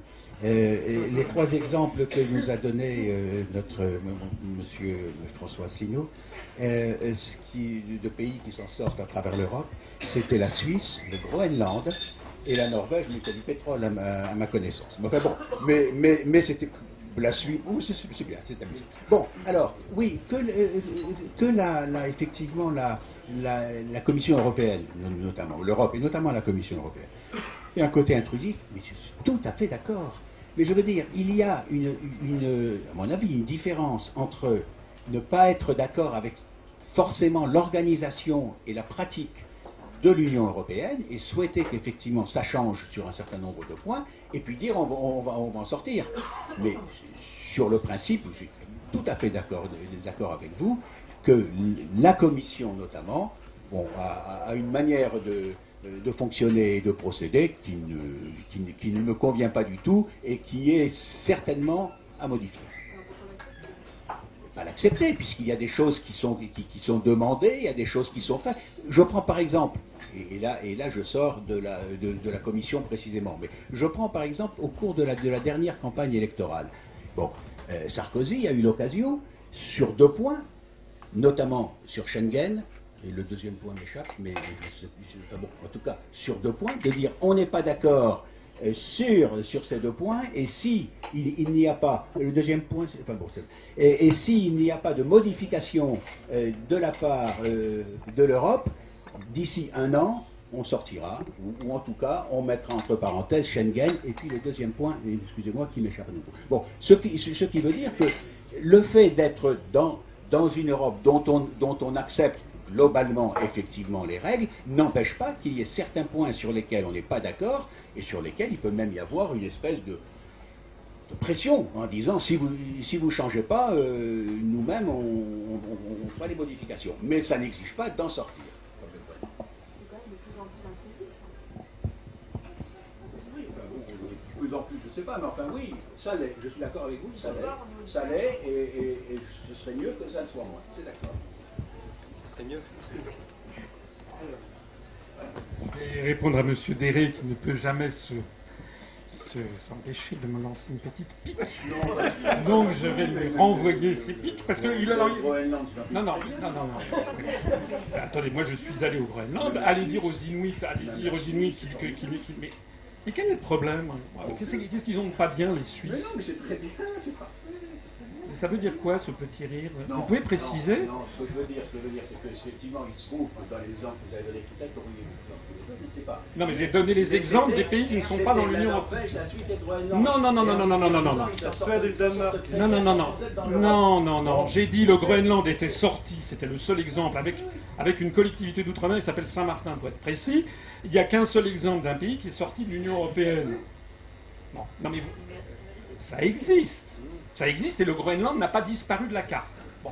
Donc je vais dire que déjà, et d'ailleurs ce que j'attends moi avec beaucoup d'intérêt, c'est d'ailleurs ce qui tétanise les européistes, c'est pour ça qu'ils ne veulent surtout pas que la Grèce sorte de l'Europe, c'est parce que si la Grèce sortait de l'Europe et de l'euro, dans 2 ans la Grèce se porterait comme un charme. Et c'est justement cet effet-là qu'ils veulent surtout éviter. C'est surtout ça qu'ils veulent éviter. Donc moi je suis obligé, si l'Allemagne était sortie de l'Union européenne, je le dirais, elle ne l'est pas. Je prends donc des exemples. Vous me reprochez les exemples, je prends les exemples tirés du réel. Maintenant, il y a deux pays, j'ai cité la Norvège et la Suisse et l'Islande comme n'étant pas membres de l'Union européenne, et se portant très bien, d'après les statistiques du PNUD, et j'ai cité après les exemples du Danemark et de la Suède qui sont dans l'Union européenne et qui ne sont pas dans l'euro, et qui se portent beaucoup mieux que les autres. Donc je prends quand même un certain nombre d'exemples. Je prends les exemples que j'ai. Je ne vais pas dire que l'Italie est sortie de l'Europe, puisque c'est pas vrai. Donc je suis obligé de prendre les exemples. Bon, c'est quand même un procès assez extraordinaire que de me reprocher les exemples que je prends, puisque ce sont les seuls que je puis prendre. Je voudrais préciser quand même que, s'agissant de ces États, enfin j'ai fait une conférence sur la Suède, on avait promis la pire apocalypse aux Suédois s'ils n'entraient pas dans l'euro. Lors du référendum du 14 septembre 2003, les Suédois ont tenu le bon, ils ont voté non. 9 ans après, ils s'en félicitent tous les jours. Donc ça veut dire qu'on commence à avoir maintenant un historique des manipulations des opinions passées pour voir que les prophètes de l'Apocalypse, qui sont d'ailleurs les mêmes que les prophètes du paradis terrestre, c'est du paradis terrestre si c'est l'Union européenne, c'est l'Apocalypse si on n'y est pas, eh bien, encore une fois, ont été pris en défaut. Je connais le petit argumentaire qui consiste à dire la Norvège a du pétrole. Ben, figurez-vous que l'Angleterre aussi, le Royaume-Uni aussi a du pétrole. Et puis que la France, elle avait la première agriculture, sinon du monde, en tout cas, oui, la première industrie agroalimentaire du monde. Nous sommes en train de tout détruire. Donc il y a peut-être un petit problème quelque part. C'est la première fois depuis sans doute Vercingétorix que l'Allemagne produit plus d'agriculture que la France. Donc ça veut dire qu'on a un problème qu'il faut regarder en face.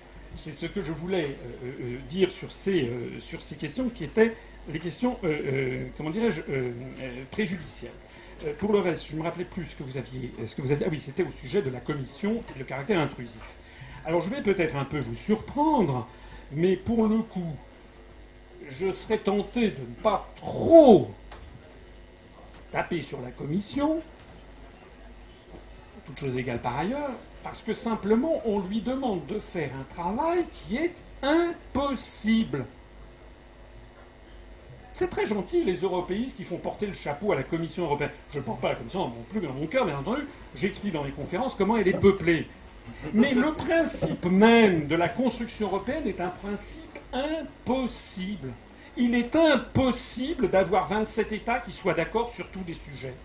Même sur un seul sujet, ça n'est jamais le cas. Moi, j'ai été dans des cabinets ministériels, je peux vous assurer qu'il n'y a pas un seul sujet sur lequel il y ait un accord des 27. Ça n'est pas vrai. Voilà. Non, même pas, puisque sur la guerre en Irak, la France, justement, et l'Allemagne s'était opposée à la guerre en Irak en 2003, la Belgique et l'Allemagne s'étaient fait porter part. Donc, il n'y a pas un seul sujet. C'est conçu pour ça. C'est une des grandes, je pense, un des grands apports sur la scène politique française du mouvement que j'ai créé, c'est d'expliquer que si les Américains, puisque c'est les Américains qui ont créé la construction européenne, la déclaration Schuman a été rédigée dans les services de M. Dinet Chesson. Si les Américains ont voulu créer la construction européenne, c'est parce qu'ils savaient que ça ne marchait pas. C'est tout le truc, il est là. C'est parce que ça ne peut pas marcher qu'ils l'ont poussé. Et c'est pour ça qu'ils forcent de plus en plus de pays à entrer. Parce que, écoutez, c'est très simple, je vais vous prendre un exemple qui est très précis. La Commission européenne est dans une situation de cohabitation permanente. Pourquoi ? Ce que je vais dire est tout bête, mais personne n'y réfléchit jamais. Imaginez que la probabilité pour un État d'avoir un gouvernement de droite est de 0,50%, de 50%, et 50% un gouvernement de gauche. Imaginons. Bon. La France, mettons une chance sur deux, un risque sur deux. Mais ensuite, l'Italie, c'est pareil. Donc, pour que la France et l'Italie aient un gouvernement de la même couleur, eh bien, ça va être... on va avoir quatre possibilités. On va avoir soit deux gouvernements de droite, soit un gouvernement de droite en France, un gouvernement de gauche en Italie, soit un gouvernement de gauche en France, un gouvernement de droite en Italie, soit deux gouvernements de gauche. Donc la probabilité pour qu'on ait des gouvernements de même couleur est de 0,5. Mais maintenant, si vous multipliez à chaque fois par un nouveau État, la probabilité qu'à un instant T, les 27 États soient dirigés par des gouvernements ayant la même couleur politique, elle est de, j'avais fait une fois le calcul, de 0,00000. C'est-à-dire que la Commission européenne est systématiquement peuplée de gens qui sont de droite et de gauche. J'ajoute que la droite et la gauche n'ont pas le même sens selon les États, parce que tout simplement chacun défend son steak. Et c'est d'ailleurs bien normal que les dirigeants défendent les intérêts nationaux. Ça veut donc dire que la construction européenne, par nature, est un système autobloquant. C'est ce que j'explique dans mes conférences. On le voit constamment. Mais constamment. Il y a quelques jours, on a mis une vidéo en ligne assez amusante avec le vice-président de la Banque européenne d'investissement, Monsieur Philippe de Fontaineville, qui était candidat pour être président de la Banque européenne pour la reconstruction et le développement, la BERD. Et puis, il y a eu un coup de jarnac, parce que depuis Attali, il avait été prévu de se répartir les rôles, les postes entre la France et l'Allemagne. Et puis, il y a eu un coup de jarnac, l'Allemagne n'a pas voulu soutenir. Et puis, en définitive, l'Italie a fait faux bond. Et puis, enfin bref, tout ceci a terminé que c'est un Anglais qui a remporté la mise. Avec le plein soutien des Polonais, des Américains. C'est en fait un agent anglo-saxon, alors qu'il avait été bien convenu qu'il n'y avait pas de dirigeant anglais. Donc nous avons une situation qui est une situation, je pèse mes mots, d'impasse, de blocage systémique, voulu, délibérément. Et c'est la raison pour laquelle d'ailleurs les Américains veulent faire entrer de nouveaux États, parce qu'il y aura la Turquie, parce qu'il y aura la Moldavie, parce qu'il y aura la Serbie, la Bosnie-Herzégovine, la Croatie qui va entrer. Et que plus il y aura d'États, plus on multiplie à l'infini les blocages. Vous savez qu'il y a actuellement 23 langues officielles, 506 combinaisons de traduction. Et donc, quand il y aura la Croatie, on va passer à 1200 combinaisons, etc. Et donc, à chaque fois, pour assurer le blocage permanent, puisque la seule entité qui peut piloter cet attelage absurde, eh bien, ce sont les États-Unis d'Amérique, qui se gardent bien, eux, de s'appliquer cette médecine. On va passer à une autre question. On va passer à une autre question. Deux mots seulement. Quand vous dites que c'est un système autobloquant, moi je constate quand même que vous-même, ou en tout cas j'ai lu, je ne sais pas si c'est sous votre plume, ou en tout cas des gens qui pensaient comme vous, et qui avaient raison sur ce point, que 80% des lois françaises viennent de l'Europe. C'est quand même pour un système autobloquant qui se bloque systématiquement, arriver à faire que 80% des pays, et de l'ensemble des pays, viennent de l'Europe, c'est que c'est pas tellement autobloquant. Et en fait, je voudrais vous rappeler quand même que je ne parle pas là de la Commission, c'est vrai, j'élargis, et je parle notamment du Conseil des ministres, mais il y a quand même pas mal de sujets sur lesquels la décision n'est pas à l'unanimité, mais à la majorité qualifiée. Je vais répondre très, très vite. Oui, c'est une boutade, votre réponse. Oui, j'ai dit que le système est autobloquant, mais je n'ai pas dit qu'il ne décidait de rien. Je dis simplement que comme le système est autobloquant, eh bien, c'est ce que j'explique dans mes conférences, c'est ce que j'appelle le syndic extérieur qui décide de tout. C'est comme dans un immeuble. Quand il y a un immeuble avec 27 copropriétaires, les 27 copropriétaires n'arrivent jamais à se mettre d'accord sur rien, et donc c'est le syndic qui décide de tout. Voilà. Et donc c'est ce qui se passe. Le syndic, c'est qui? Ce sont les États-Unis d'Amérique et puis les forces euro-atlantistes qui sont derrière et qui ont entièrement infiltré la Commission européenne. Donc effectivement, nous avons ça tombe comme à Gravelotte. Nous avons en permanence des réglementations qui arrivent, mais ce sont des réglementations qui ont été faites pousser de façon sournoise sur les OGM. Tout le monde sait que c'est le lobby de Monsanto qui est derrière, par exemple, qui se faufile dans cet univers bureaucratique où il n'y a jamais un seul citoyen qui se pointe, parce que les gens n'y comprennent rien, d'ailleurs, qui fait pour qu'ils ne comprennent rien, c'est exprès, et donc nous avons la loi de Monsanto qui s'applique à tous les pays de l'Union européenne. Ça, c'est bien entendu, je suis d'accord que je n'ai pas dit que ça ne décide de rien. Quand je dis que c'est un système autobloquant, c'est que j'explique que comme c'est un système autobloquant, c'est le syndic extérieur qui en décide. D'ailleurs, j'ai un auguste prédécesseur dans cette analyse, quelqu'un qui était beaucoup plus fort que moi, puisqu'il l'avait prévu alors même que on était encore dans les limbes. C'est Charles de Gaulle soi-même, dans sa conférence de presse du 15 mai 1962, où il n'y avait encore que l'Europe des 6. Et il expliquait justement que comme ça ne pourrait pas marcher, il faudra un fédérateur, disait-il, mais qui ne sera pas européen. Et c'est d'ailleurs le soir même que les 5 ministres MRP du gouvernement avaient claqué la porte, parce que justement il avait dénoncé le rôle des États-Unis d'Amérique dans cette construction européenne qui est géniale. Hein. Attention, ce sont des gens très... Les think tanks, depuis 1945, ils ont bien travaillé. Hein, je ne peux pas prendre du tout ses adversaires pour des imbéciles. C'est pour la première fois dans l'histoire de l'humanité, on a un empire de façon très maligne, très troisième millénaire, avec une guerre qui ne dit pas son nom, ça c'est pas moi, c'est François Mitterrand qui le disait dans le dernier Mitterrand, avec une guerre qui ne dit pas son nom, une guerre inconnue, disait Mitterrand dans son livre de confidence à Georges-Marc Benamou, une guerre sans mort apparemment, mais pourtant une guerre à mort, et Mitterrand disait ils sont voraces les Américains, ils veulent un pouvoir sans partage sur le monde, ça a paru chez Plon en janvier 1997. Donc c'est une stratégie extrêmement redoutable. C'est une stratégie extrêmement redoutable qui a arrivé à mettre la main sur le continent de façon subreptice. Est-ce qu'il y a des questions? Oui. Alors justement sur l'influence des États-Unis sur la construction européenne, il y a quelque chose qui va être mis en place en 2015, c'est le traité transatlantique. Donc est-ce que vous pouvez nous parler de ce traité justement?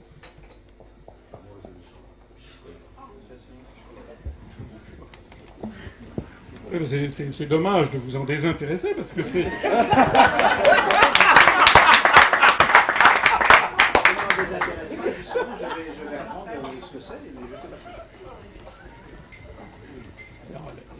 Nous avons affaire... J'ai l'impression de refaire une de mes conférences. Nous avons affaire à une stratégie, il faut toujours en revenir, c'est comme pour comprendre un être humain, il faut venir à la genèse de son enfance. Pour comprendre une nation, il faut revenir à la genèse de son peuple. Donc on ne peut pas comprendre la France, ça c'est Fernand Braudel, hein, les histoires longues, les temps moyens, puis les temps courts. Donc il y a différentes temporalités historiques. On ne peut pas comprendre la France si on ne connaît pas les 30 dernières années, mais si on ne connaît pas non plus les 200 dernières, et si on ne connaît pas les 2000 dernières. Les trois, il y a des rétroactions entre ces trois niveaux. Eh bien c'est pareil avec les États-Unis d'Amérique, sauf qu'il n'y a pas de 2000 ans. Bon, ça remonte à 200 ans, vous savez, c'était la blague de... Je crois que c'était Einstein, me semble-t-il, qui avait dit... Ah ouais. D'accord.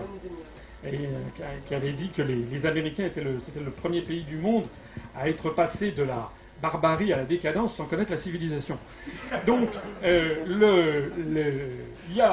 ne peut pas comprendre les États-Unis d'Amérique si on ne comprend pas comment ils se sont constitués, comment ils ont lancé la révolution américaine à partir de la Boston Tea Party en 1773, le 28 décembre, pour lutter contre la mainmise britannique sur les droits de douane.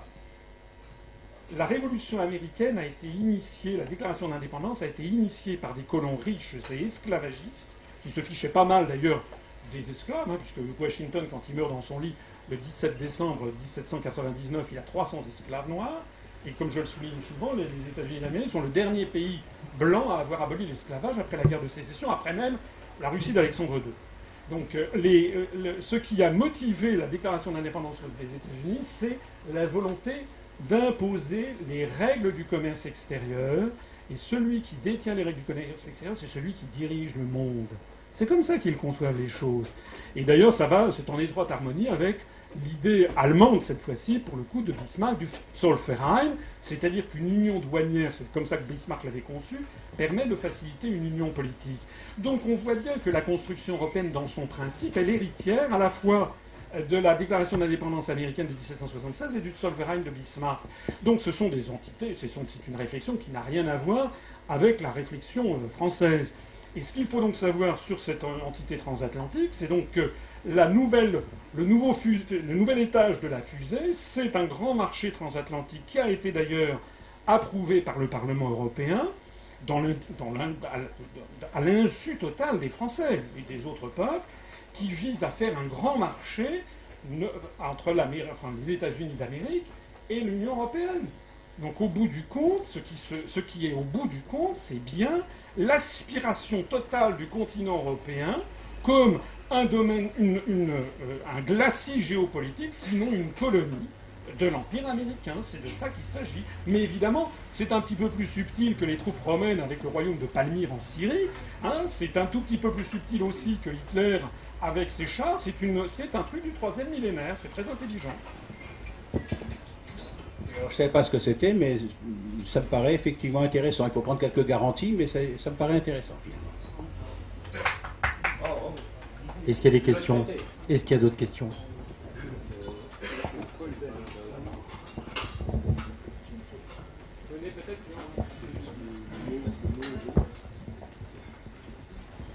Bonsoir messieurs et merci beaucoup, j'ai bien fait de rater France-Angleterre. Alors ma question s'adresse à monsieur Marc Déré. C'est simplement la réaction à une anecdote très rapide. Récemment, un ami a eu l'occasion d'assister à une conférence d'un ambassadeur italien promoteur de l'Union pour la Méditerranée.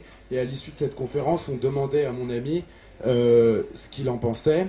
Et cet ami réagissait de la sorte en disant écoutez, votre projet d'Union pour la Méditerranée est très intéressant, mais pourquoi on n'en entend pas parler et pourquoi vous n'en parlez pas au peuple? Et la réponse absolument grotesque de l'ambassadeur a dit écoutez, vous savez, la physique quantique avance et on n'en parle pas au peuple. Alors est-ce que vous pensez qu'on peut continuer dans cette voie-là avec une Europe et une élite eurocratique qui se séparent constamment du peuple? Et la deuxième, et pardon, si je peux, non, bah, si j'ai le temps, je poserai une deuxième question plus tard. Non, bien sûr que ça ne peut pas durer comme ça. Mais ce n'est d'ailleurs pas tout à fait comme ça, il faut quand même pas... Parce qu'on parle de l'élite technocratique de Bruxelles, par exemple. Il y a quand même à Bruxelles le Parlement européen qui a quand même les pouvoirs, qui a le copouvoir législatif avec le Conseil des ministres, ce sont des élus. Bon.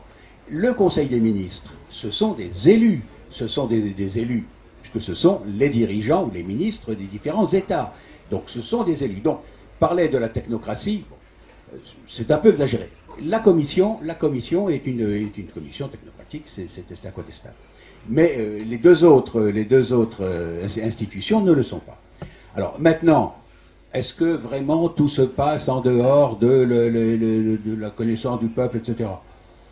C'est un peu vrai, mais enfin, il y a quand même des débats, ne serait-ce qu'au moment des élections, mais bon, c'est déjà quelque chose. Bon, enfin, l'Europe, c'est quand même quelque chose que l'on voit dans les journaux. Enfin, je pense qu'il ne faut pas être...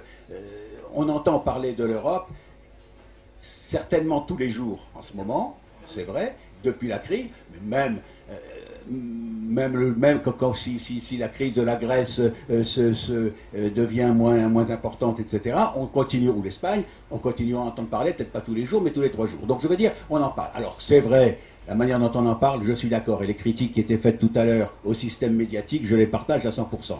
Donc c'est vrai que... Mais enfin, bon... On ne peut pas dire quand même que les choses se passent totalement en dehors du peuple. C'est vrai que ça pourrait être davantage, on pourrait aborder les choses d'une manière plus... Enfin, on pourrait en parler davantage pour aller vite. Mais enfin, ce ne sont pas que des technocrates. Et d'autre part, quand même, on arrive à être au courant aujourd'hui de ce qui se passe en Europe, à part le traité transatlantique.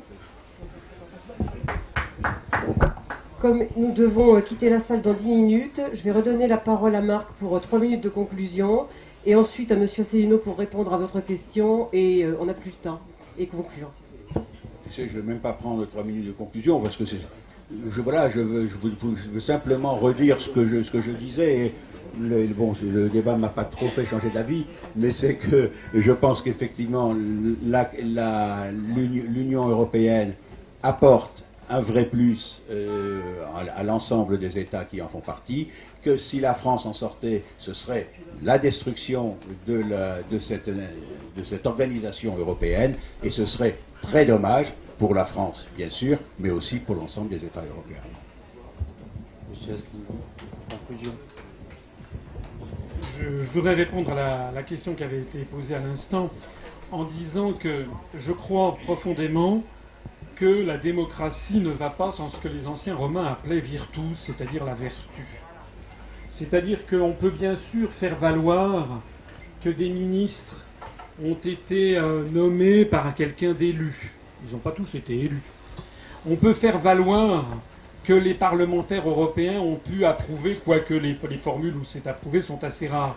On peut faire valoir que les parlementaires européens ont voté tel ou tel aspect des choses. Mais la question, c'est pas là au bout du compte. Ce que devraient se poser des gens qui ont à cœur comme moi, comme nous tous, j'espère, dans cette salle, qui ont à cœur l'esprit de la démocratie, c'est en permanence de savoir si ce que l'on fait est conforme à ce que souhaitent vraiment les gens, si on leur explique clairement. Moi, j'ai pris mon bâton de pèlerin depuis 5 ans et demi pour expliquer clairement aux gens tout est fait pour qu'ils ne comprennent pas. Et quand on explique aux gens ce qui se passe vraiment, pourquoi y a-t-il tellement de gens ce soir qui arrivent? Pourquoi est-ce qu'on reçoit des adhésions tous les jours à ce mouvement? C'est que d'un seul coup, les gens se disent « mais c'est pas du tout ce que je croyais !» Mais on est en train de m'avoir. Je suis comme dans un... excusez-moi, mais comme dans un bazar, comme dans un souk. Je me suis fait escroquer. Donc les discours sur l'Europe sont des discours d'escroquerie. Une escroquerie, ça consiste... oui, mais c'est un mot très important parce que ça consiste à crocheter. On fait rêver aux gens sur la paix. Qui peut être contre la paix? Et sur ce genre de choses, on leur fourgue en fait des politiques, des contraintes dont les Français sont absolument ignorants. Ils sont les derniers à pouvoir imaginer ce qui se passe. Et il y a d'ailleurs de plus en plus de Français qui ne comprennent pas ce qui se passe parce qu'ils votent à droite, ils votent à gauche, ils ont la même politique qu'ils détestent. Et donc c'est pour ça qu'on voit, vous avez vu, on a eu battu hier un record de toute l'histoire de toutes les républiques sur l'abstention à des législatives, 42%. Ça veut dire que la société est de plus en plus malade parce que les Français ne comprennent pas pourquoi quand ils votent à droite ou qu'ils votent à gauche, ils ont la même politique. Eh bien, je le leur explique. C'est parce qu'ils ont perdu les manettes. Voilà. J'ai répondu à cette question. Alors, comme Marc Déré a fait sa conclusion, je dirais la mienne. Il n'a évidemment pas fallu changer d'un iota mes analyses. Je voudrais quand même ajouter une toute petite pierre à l'édifice, mais c'est la plus importante. Ce que l'on peut dire, vous, moi, nous, en fait, n'a pas tellement d'importance. C'est important. Mais ce que devrait se poser comme question des gens qui voient avec la hauteur de vue nécessaire le processus, c'est est-ce que c'est possible? Or, la construction européenne, inéluctablement, va exploser. Tous les ingrédients le montrent.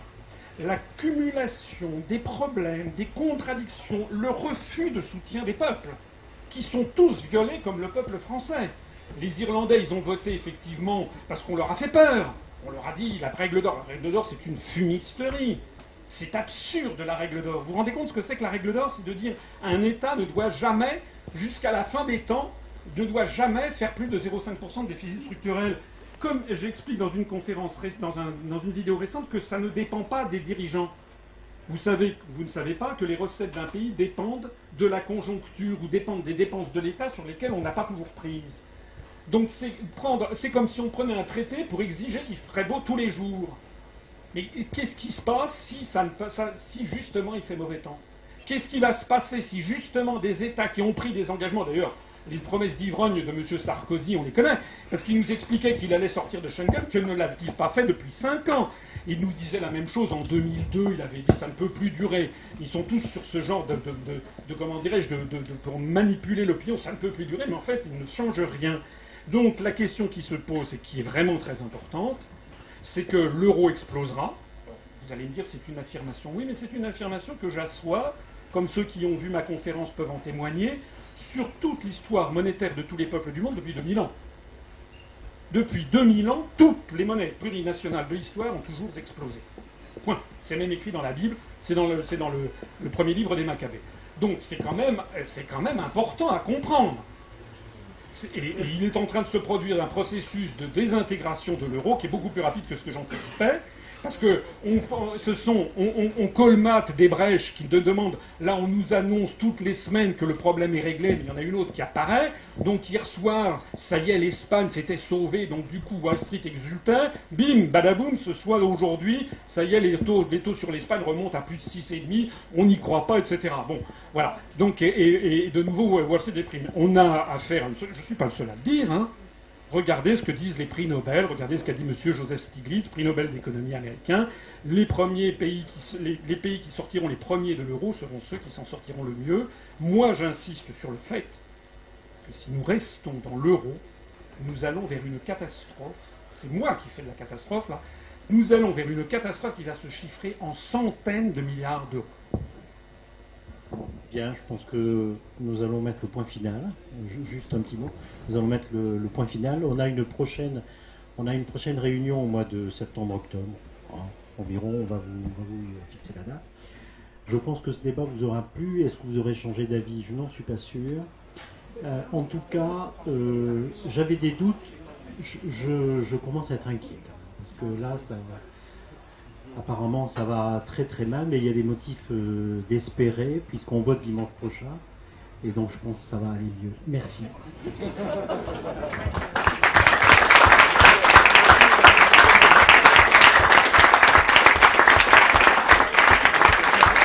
Alors, merci d'être venu, merci de vous être prêtés au jeu, au débat tous les deux. Si des personnes qui n'ont pas encore adhéré veulent adhérer à l'UPR, il n'y a aucun souci. Si des personnes qui ont envie de peut-être débattre encore et veulent discuter avec Marc Déret au sein du Cercle des Libertés Égales, ils sont les bienvenus. Si vous souhaitez, Marc a apporté quelques livres, quelques exemplaires. Si vous souhaitez les faire dédicacer, je pense que Marc, qui m'écoute, s'en prend un grand plaisir. Et quant à notre cercle des oubliés de la République, les oubliés de la République, c'est ceux aussi qui cherchent à expliquer les choses, mais qui subissent des omertas, des médias, des universités, etc. Donc j'ai le plaisir de vous accueillir, puisque vous en êtes déjà dans notre cercle des oubliés de la République. Merci.